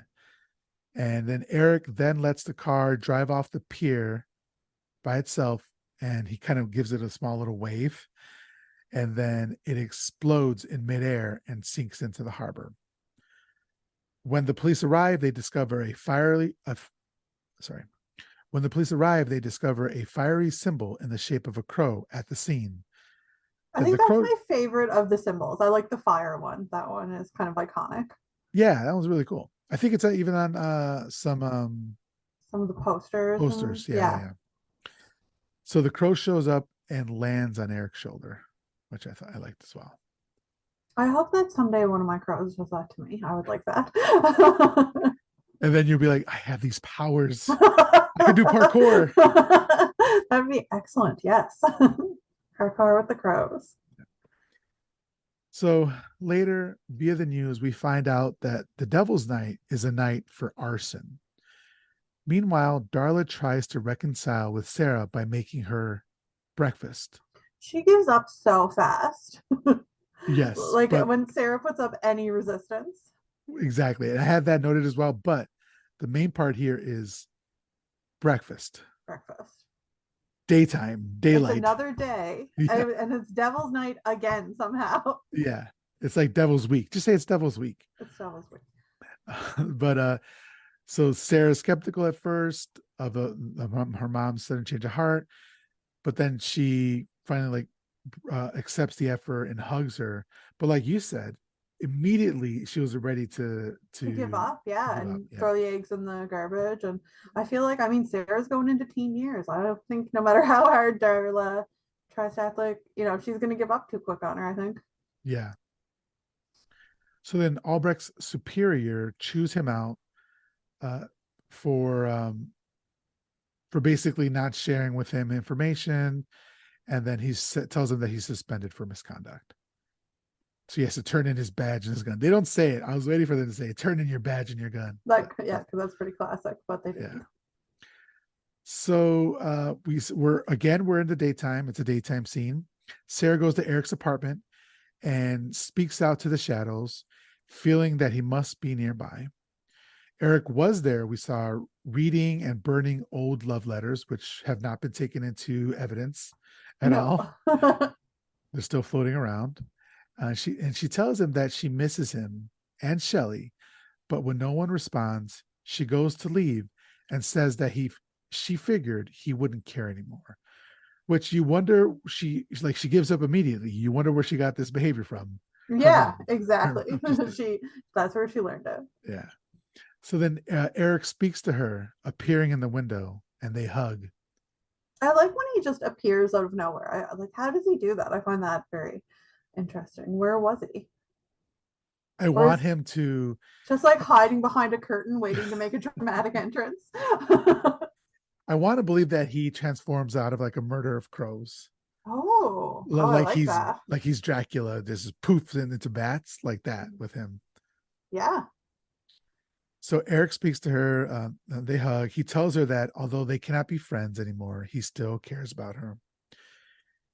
In another scene, Skank retreats to the gang hideout. He's rambling. He's drunk.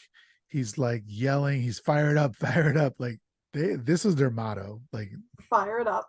Yeah, fire it up. And he starts telling them about Eric. Later, Sarah and Albrecht bond over their mutual experiences with Eric and discuss how he came back. Then we see another scene of Eric jamming out on his guitar. This is the one where he smashes the guitar and the amp together. Which is very punk. Yes. Which I just never understood it, because I'm sure it has to be at the end of your set, right? It has to be. Oh yeah, because otherwise, or you have some spare, like, I don't know, it'd be so awkward going to, well, no, I'll get my other guitar. Was it Kurt Cobain who smashed his face with his guitar when he threw it up in the air? Oh, was it? I don't know. I know there was a Saturday Night Live or some sort of live event. Maybe it was at a concert, and a guitarist threw the guitar up in the air really fucking high up, and he went to catch it and he caught it a little bit, but it slipped and hit him right in the face. That's terrible. Yeah. But I mean, he put it back on and started playing. I'm sure it was like swollen, Oh, well, that's pretty punk too then. Yeah. So at the gang hideout, there's a band playing. There's a huge crowd. We see the Crow approach the building. Upstairs, Top Dollar is he doesn't care about T-Bird's fate at all. They're discussing plans for criminal activity on Devil's Nights. I found this conversation really interesting. Like them talking about like what Devil's Night is. Like they're talking about like, we're going to set a bunch of fires and make a bunch of profits. Like what's the profit from? And then they're complaining about how Devil's Night has become too commercialized, which I also found very funny. Like people are making greeting cards about it and stuff. Yeah. That's a very strange concept. It's just like set fires, blank, blank, blank, blank, profit. Yeah, exactly. Where's- We're just gonna set a bunch of fires and make a bunch of money yeah. I'm sure it has somehow. something to do with real estate and all that sort of stuff. They just don't go into it, you know. Oh, maybe, yeah. Um, But I think a lot of it is just the love of chaos that this whole group has. They just want to fuck shit up. yeah. So Top Dollar says that he's the one who started Devil's Night. And he so then he's kind of like yelling. He asks Skink, right? It's Skink. Yeah, he asks Yeah. Skink how he's feeling. Like he's yelling at him, and Skink yells out, "I feel like a little worm on a big fucking hook," which is pretty funny. And then Eric, Skank is kind of a little worm. Like he's yeah, the little 100%. worm of the gang for sure. So Eric crashes the meeting. He's looking for Skank, and he proceeds to mock everyone in the room. Top Dollar says, "Nice outfit. Not sure about the face though." He says he only wants Skank, but Top Dollar says no. And then, great line here. Do you remember this line? Mm. He said, Eric says, "I see you've made your decision. Now let's see you enforce it." Oh yeah. Great line.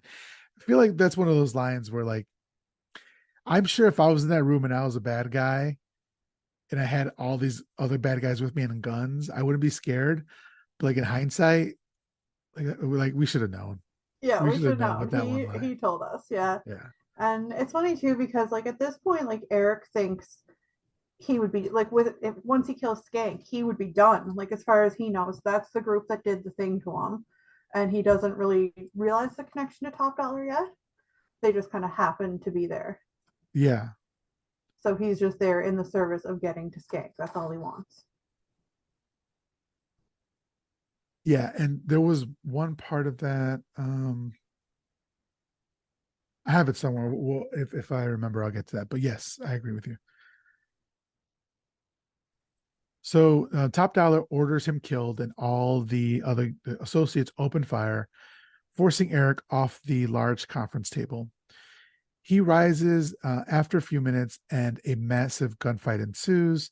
Top Dollar escapes with Micah and Grange, but Eric easily kills everyone in the room by Mm-hmm. gun, fists, and swords. And he yells out, "You're all going to die."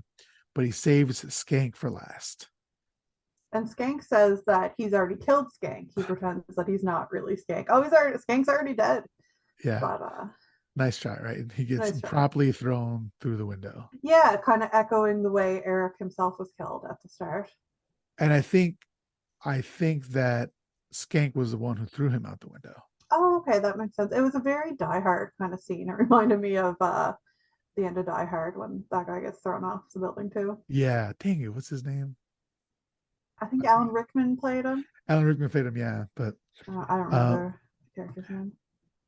now I gotta. I'm sorry.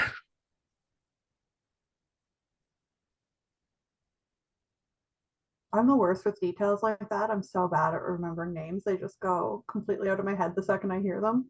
Hans Gruber. Hans Gruber. Oh, right. Yes, Yeah. yes. So the police arrive to find Eric as the last man standing, and they shoot at him. He runs onto the rooftops, parkouring his way everywhere, and he jumps off the roof, and he escapes with Albrecht's help. Albrecht came to rescue him because he sees the gunfight happening, but he's not in his uniform anymore. Because he's suspended, and so he pulls up his. He's kind of following him on the rooftops.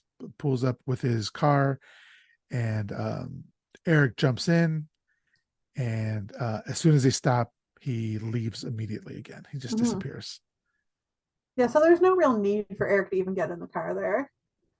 Yeah, right. I think they just needed to see Albrecht again or something. I'm not Yeah. sure. Later, Top Dollar, Grange, and Micah discuss Eric and his unique abilities. Micah reveals that Eric is invulnerable to harm, but only if his link to the real world, the crow, remains untouched. Realizing that if they kill the crow, they can kill Eric, and the three of them hatch a plan. How do you think Mika knows that? Like, do you think she just kind of guessed? Like, Yeah, I know, right? Like, I'm not Because sure. there's nothing happened to show her that. She just sort of came up with it. She was right, but Like, imagine if she was wrong. You know, they had a lot of assumptions. Mhm. So I kind of wanted to talk about that now. The thing about the crow and the connection to the crow. So there were multiple scenes that had been filmed that involved the Skull Cowboy, like we were talking about, played by Michael Berryman. The backstory for the cowboy is that he was once in a similar position to Brandon's character at some point in time, but who was presently stuck in the land of the living for all eternity, or at least the entirety of the movie's events. Whether that means the cowboy was someone who failed to obtain his own revenge or was someone who failed to return to his grave after obtaining said revenge is unknown. But this plot line originally set him up as being a type of guide for other souls to learn from so that they wouldn't end up being trapped in limbo like he is. For Eric, the cowboy would often appear and warn him about the rules of revenge that needed to be followed if Eric wanted to reunite with his fiancée in the afterlife where they could rest in peace together. In various deleted scenes, the cowboy would repeatedly explain the basic rule that if Eric did anything not related to seeking revenge against his killers, that he would lose his powers and also be stuck in the land of the living. So my question here, when he was playing the guitar, Oh, and like when he was hanging out with Sarah here and there and stuff, there were quite a few things he did that weren't directly related to revenge. yeah. So like if they had shot him at that moment, would he have died? That's Oh. but so then one deleted scene came after the moment when Eric used his special abilities to remove morphine from what's her name's Darla. Darla's. Thank you, Darla's arms or from her veins. In the scene, Eric immediately lost his powers for doing such an act while he was attacked from behind with a straight edge razor. He would win the fight, but he couldn't heal his wounds like he could before. And you can still see the aftermath of this attack being unchanged throughout the rest of the film, as Eric suddenly has black electrical tape bandaged around his Oh, right. arms and upper body to cover up the cuts he suffered. But more so, these deleted scenes created a different narrative that would have clearly explained Eric's vulnerabilities in the final church fight. So you were saying that you saw like some scars and stuff like that Hmm. that came from that fight, I believe. Anyway, Yeah, I think you're right. And that explains like sort of the outfit change as well with the black electrical tape. yeah. So one more thing about that: after all of his killers were already disposed of, Eric would defiantly decide to rescue a little girl that the evil. I'm sorry, would defiantly decide to rescue Sarah from Top Dollar, who had kidnapped her, and we're going to get there. Oh, This and led to that's why he would have yeah, been, yeah. yeah. So this led to the final deleted scene where the cop. Actually, you know what? I'm going to save that to the end when that actually happens. Yeah, Step. sure. Okay, so let's go back here. So then, having killed the last of the four who had murdered him and Shelley, Eric returns to the cemetery and visits Shelley's grave. And he says, before he says that, he says, I'm coming home, Shelley. Hmm. Then Eric laughs at like some street urchins that are trying to menace him. It's like kind of like a Halloween vibe that they're all dressed Oh, in yeah, they all have costumes and their they're little laughing. Yeah. masks and And stuff. he's Yeah. laughing along as well. So Sarah meets him at the cemetery and says goodbye, and he gives her Shelley's engagement ring as a necklace. Sarah leaves the cemetery only to be abducted immediately by Grange and taken to a local church where Top Dollar and Micah are hiding out. Top Dollar immediately rips the ring necklace off of her, even though she's just said that she would never take it off. Yeah, moments later. Yeah, And then Micah makes a little comment about how innocent her eyes are. which were very frightened for her at this Yes, time. right? Yeah. Micah likes eyes a bit too much. So through if this was the Drifting Classroom, right, or what's the manga you just read? The drifting classroom, yeah. Just if this is the Drifting Classroom, that child definitely would have lost his eyes. Oh my god, and like everything else. Yeah. So we do see some crow vision. Eric sees that Sarah is in danger, and he immediately gets up to go rescue her. How exactly does like I never didn't really catch how he figured out she was in danger. Did he just hear her because she was nearby, or?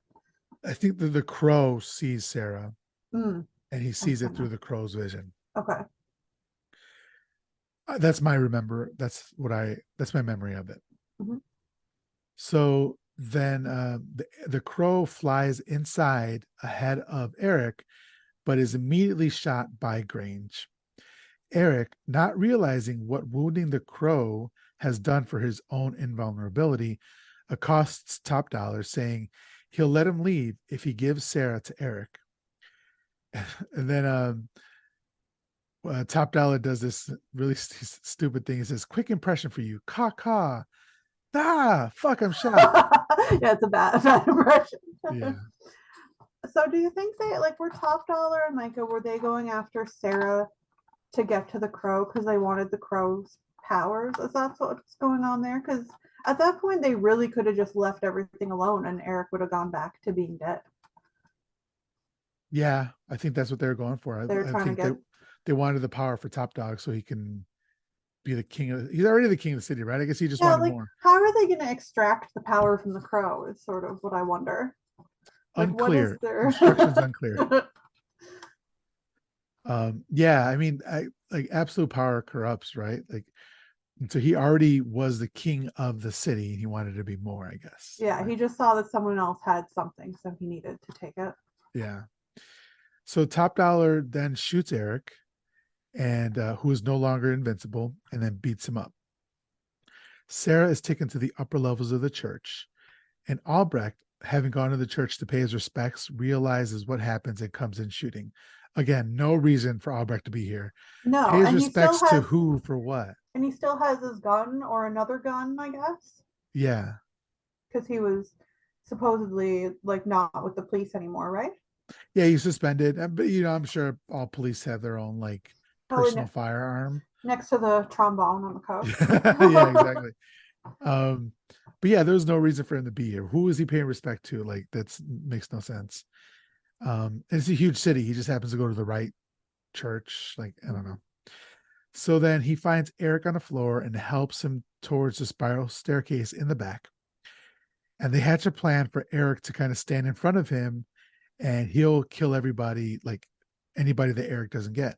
But Eric shows him his wounds and says, I'm no longer, basically, he's no longer invincible. And the wounded crow is picked up by Micah, who hopes to harness its mystical powers. Albrecht Somehow. manages, yes, somehow, in some way. In some way. Yeah.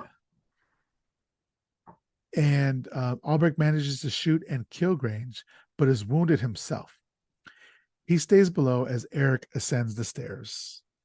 Micah meets him halfway up, holding the crow at knife point, but the crow lunges up and pecks her eyes out, causing her to fall from the stairs I to love her that. death. It's brilliant. I love that it goes for her eyes because she's so weird about the power of eyes. Yeah, And that's a great death scene. I think it's maybe one of my favorites in the movie.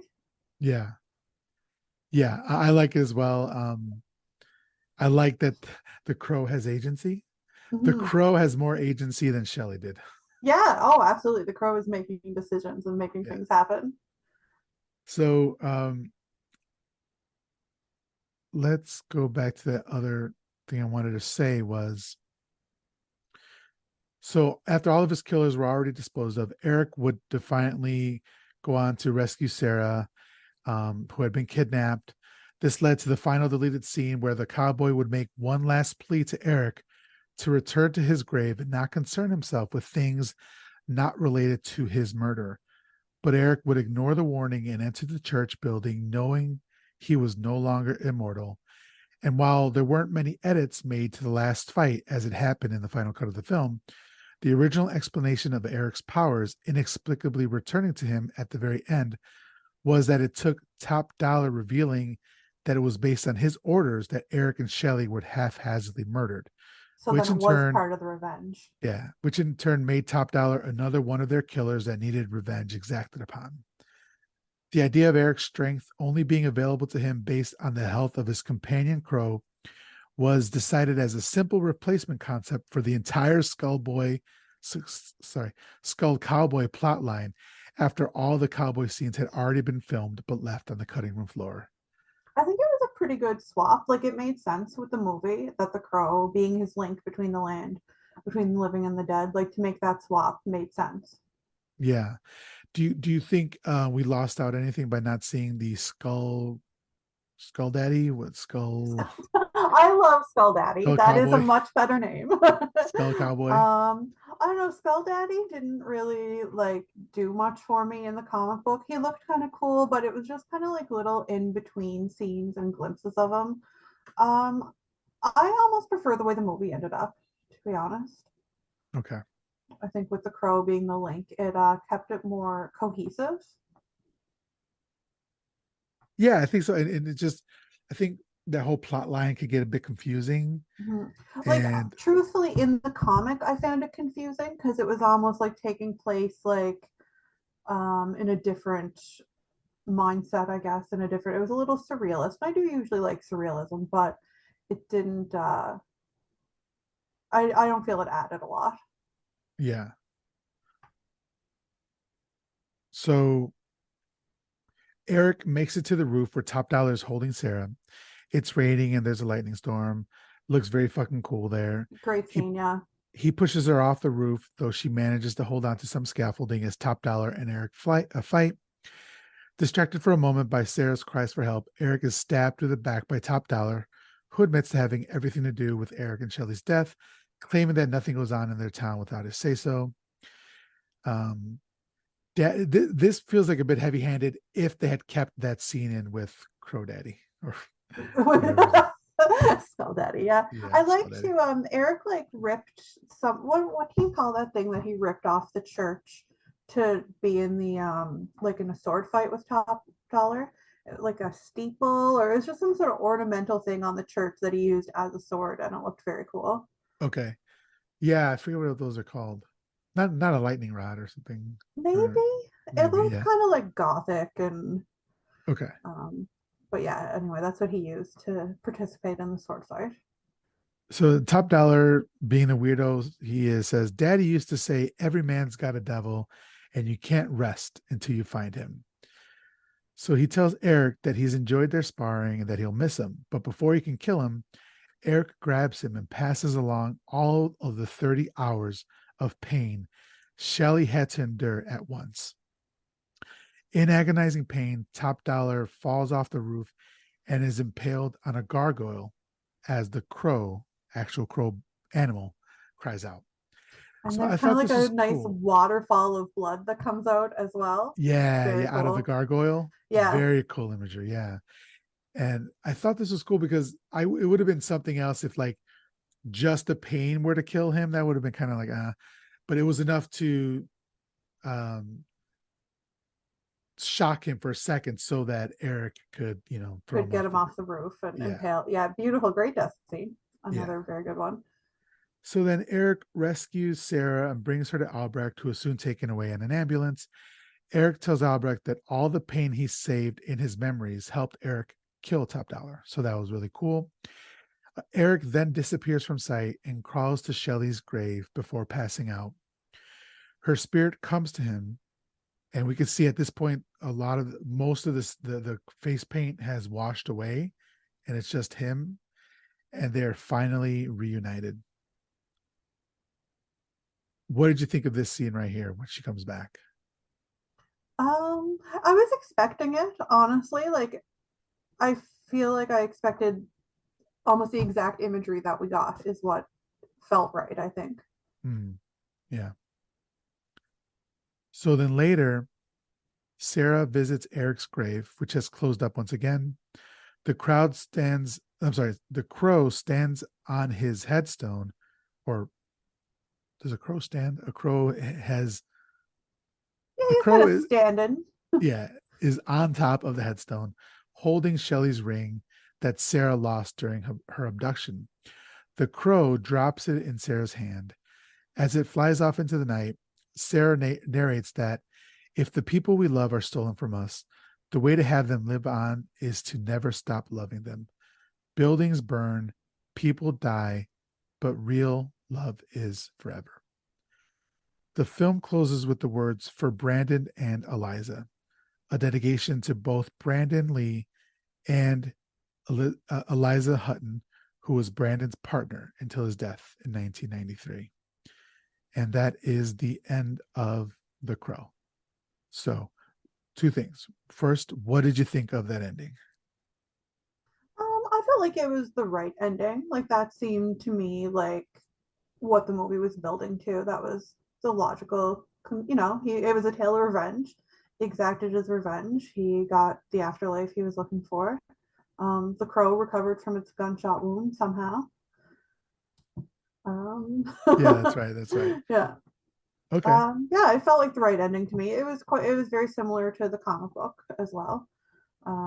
Pretty much exactly the same. Okay. And so then in general, we're going to rate it in a second here, but in general, what did you think of The Crow from 1994? Oh, I really liked it. It was good fun. Like vibes mostly is what I liked about it. Like I liked the look of it. I liked the feel of it. I liked the music. The vengeance was cool. Like I like some good death scenes. So yeah, overall, I should have watched it as a teenager. It feels like a very teenage Betty movie to me that I probably would have watched hundreds of times had I seen it once. You know? Yeah. Do you think, because a lot of people, I was talking to my friend Anthony Jerome, and he was saying that apparently The Crow is really big in like with Mexican teenagers or of a certain age or whatever. And I've known like people who The Crow is their whole personality. Yeah, Would The yeah. Crow have been your personality? Yes. Oh, absolutely. That is the kind of movie that a teenager will model themselves after for sure. For Yeah. sure. It's one of those types. Yeah. All right. So I want to say this one thing and then we'll go into ratings. I Yeah. just wanted to note the following the scenes that were completed after Brandon Lee's death. So when Eric first enters the apartment after digging himself out of his grave, that was shot after his death. Footage of Lee walking through an alley in the rain was digitally composed into the scene where he walks through that doorway. Then there's computer technology added drops of water to the doorframe to make the water on his back not seem out of place. The shot of Eric falling from the window was made by digitally composing Brandon Lee's face, complete with simulated blood, onto a body double. The scene where Eric puts on his makeup was filmed using a double. The face in the smashed mirror was Lee's, computer altered to fit the shards. The image of Eric walking towards the window with the crow on his shoulder was a double with Lee's face added during lightning flashes. And when Sarah visits the apartment, we never see Eric's face as it is a double. So those are Interesting. all the scenes that were shot after he I passed away. was curious about that because like, especially for a movie from 1994, it wasn't immediately obvious to me when there was something funky like that going on in a scene. Yeah, You would expect with where effects were back then that maybe you would notice, but it wasn't super noticeable. yeah. So so then let's go into ratings. So we do out of five upside down. I was about to say five upside down crows. You know what? For this episode, we're going to do out of five upside down crows in Love it. honor of Brandon Lee. So how many upside down crows would you give to The Crow? I would say like at least four. I'll give it a solid four upside down crows. Yeah, I think it's a fun movie. Yeah, I would agree with you there. I'm at like between 3.5 and 4, but it's fun to yeah. talk about. And I don't want you to be mad at me, so I'm going to agree with you. I would be so mad too if you didn't agree Yeah, with me. I'm going to do 4 upside down crows, um, because everybody knows that's how crows sleep, upside down. But yeah, it's just a fun movie, and I have an issue with like action horror movies. A lot of times, like That was my own. That's what prevents it from being a five to me. Is I'm not action isn't really my thing. I kind of zone out during action scenes, and I don't mean to, but my brain just doesn't accept them. same like when I was taking notes, I had to. It was so the action scenes were the hardest because it's like, okay, this guy Mhm. kills this guy kills this. Okay, fine, that's These fine. people are What happens in constantly. the end? Yeah, exactly. I'm waiting just for the any action scene, like in any movie. I'm just kind of waiting until the end of it and see who's still standing, and that's fine. Yeah, and so with other like action horror movies, it kind of takes away a lot of it for me. It did slightly here, but not as Mhm. much as other movies. And I think that's a testament to Brendan Lee's acting and just like his screen presence Mhm. and just everything was put together. I think it was really, really fun, really like they went for serious, but is also really campy with the guitar riffs and not like Mhm. all that stuff. Like just so good. So I'll go 4 upside down crows on this one. That's what I'm. So then I would ask of you a movie in a similar vein. To Crow could be, another action horror or horror action movie or another movie about crows. I If you think have one. I don't. I wish I had another movie about crows. No, I think I'm gonna go with Dark City. It has a very similar vibe as far as like goth night, kind of spooky vibes, rainy, supernatural. What is it about? Do you remember? Yeah, Dark City is about it's about like this guy. He wakes up, he's committed a murder. He doesn't remember committing it, and he's kind of investigating into it. And then he discovers that like reality is kind of not real, and there's these strange creatures that rearrange reality in the city every night while people sleep. Okay. Okay. That's cool. I haven't seen it, so I'll definitely It's check it out. cool. I recommend it.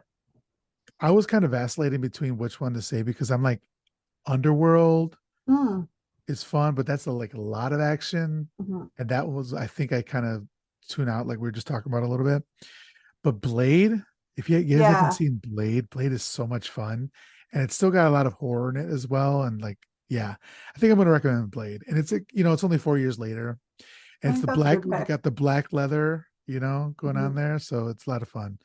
So okay, so Betty and I are going to continue our conversation in the Sunday school sessions, where we're going to be talking about some horror manga that she's read and other stuff. So if you want to join us there, again, patreon.com/my horror confessional. Betty, if you could please let everybody know how they can follow you and support you again.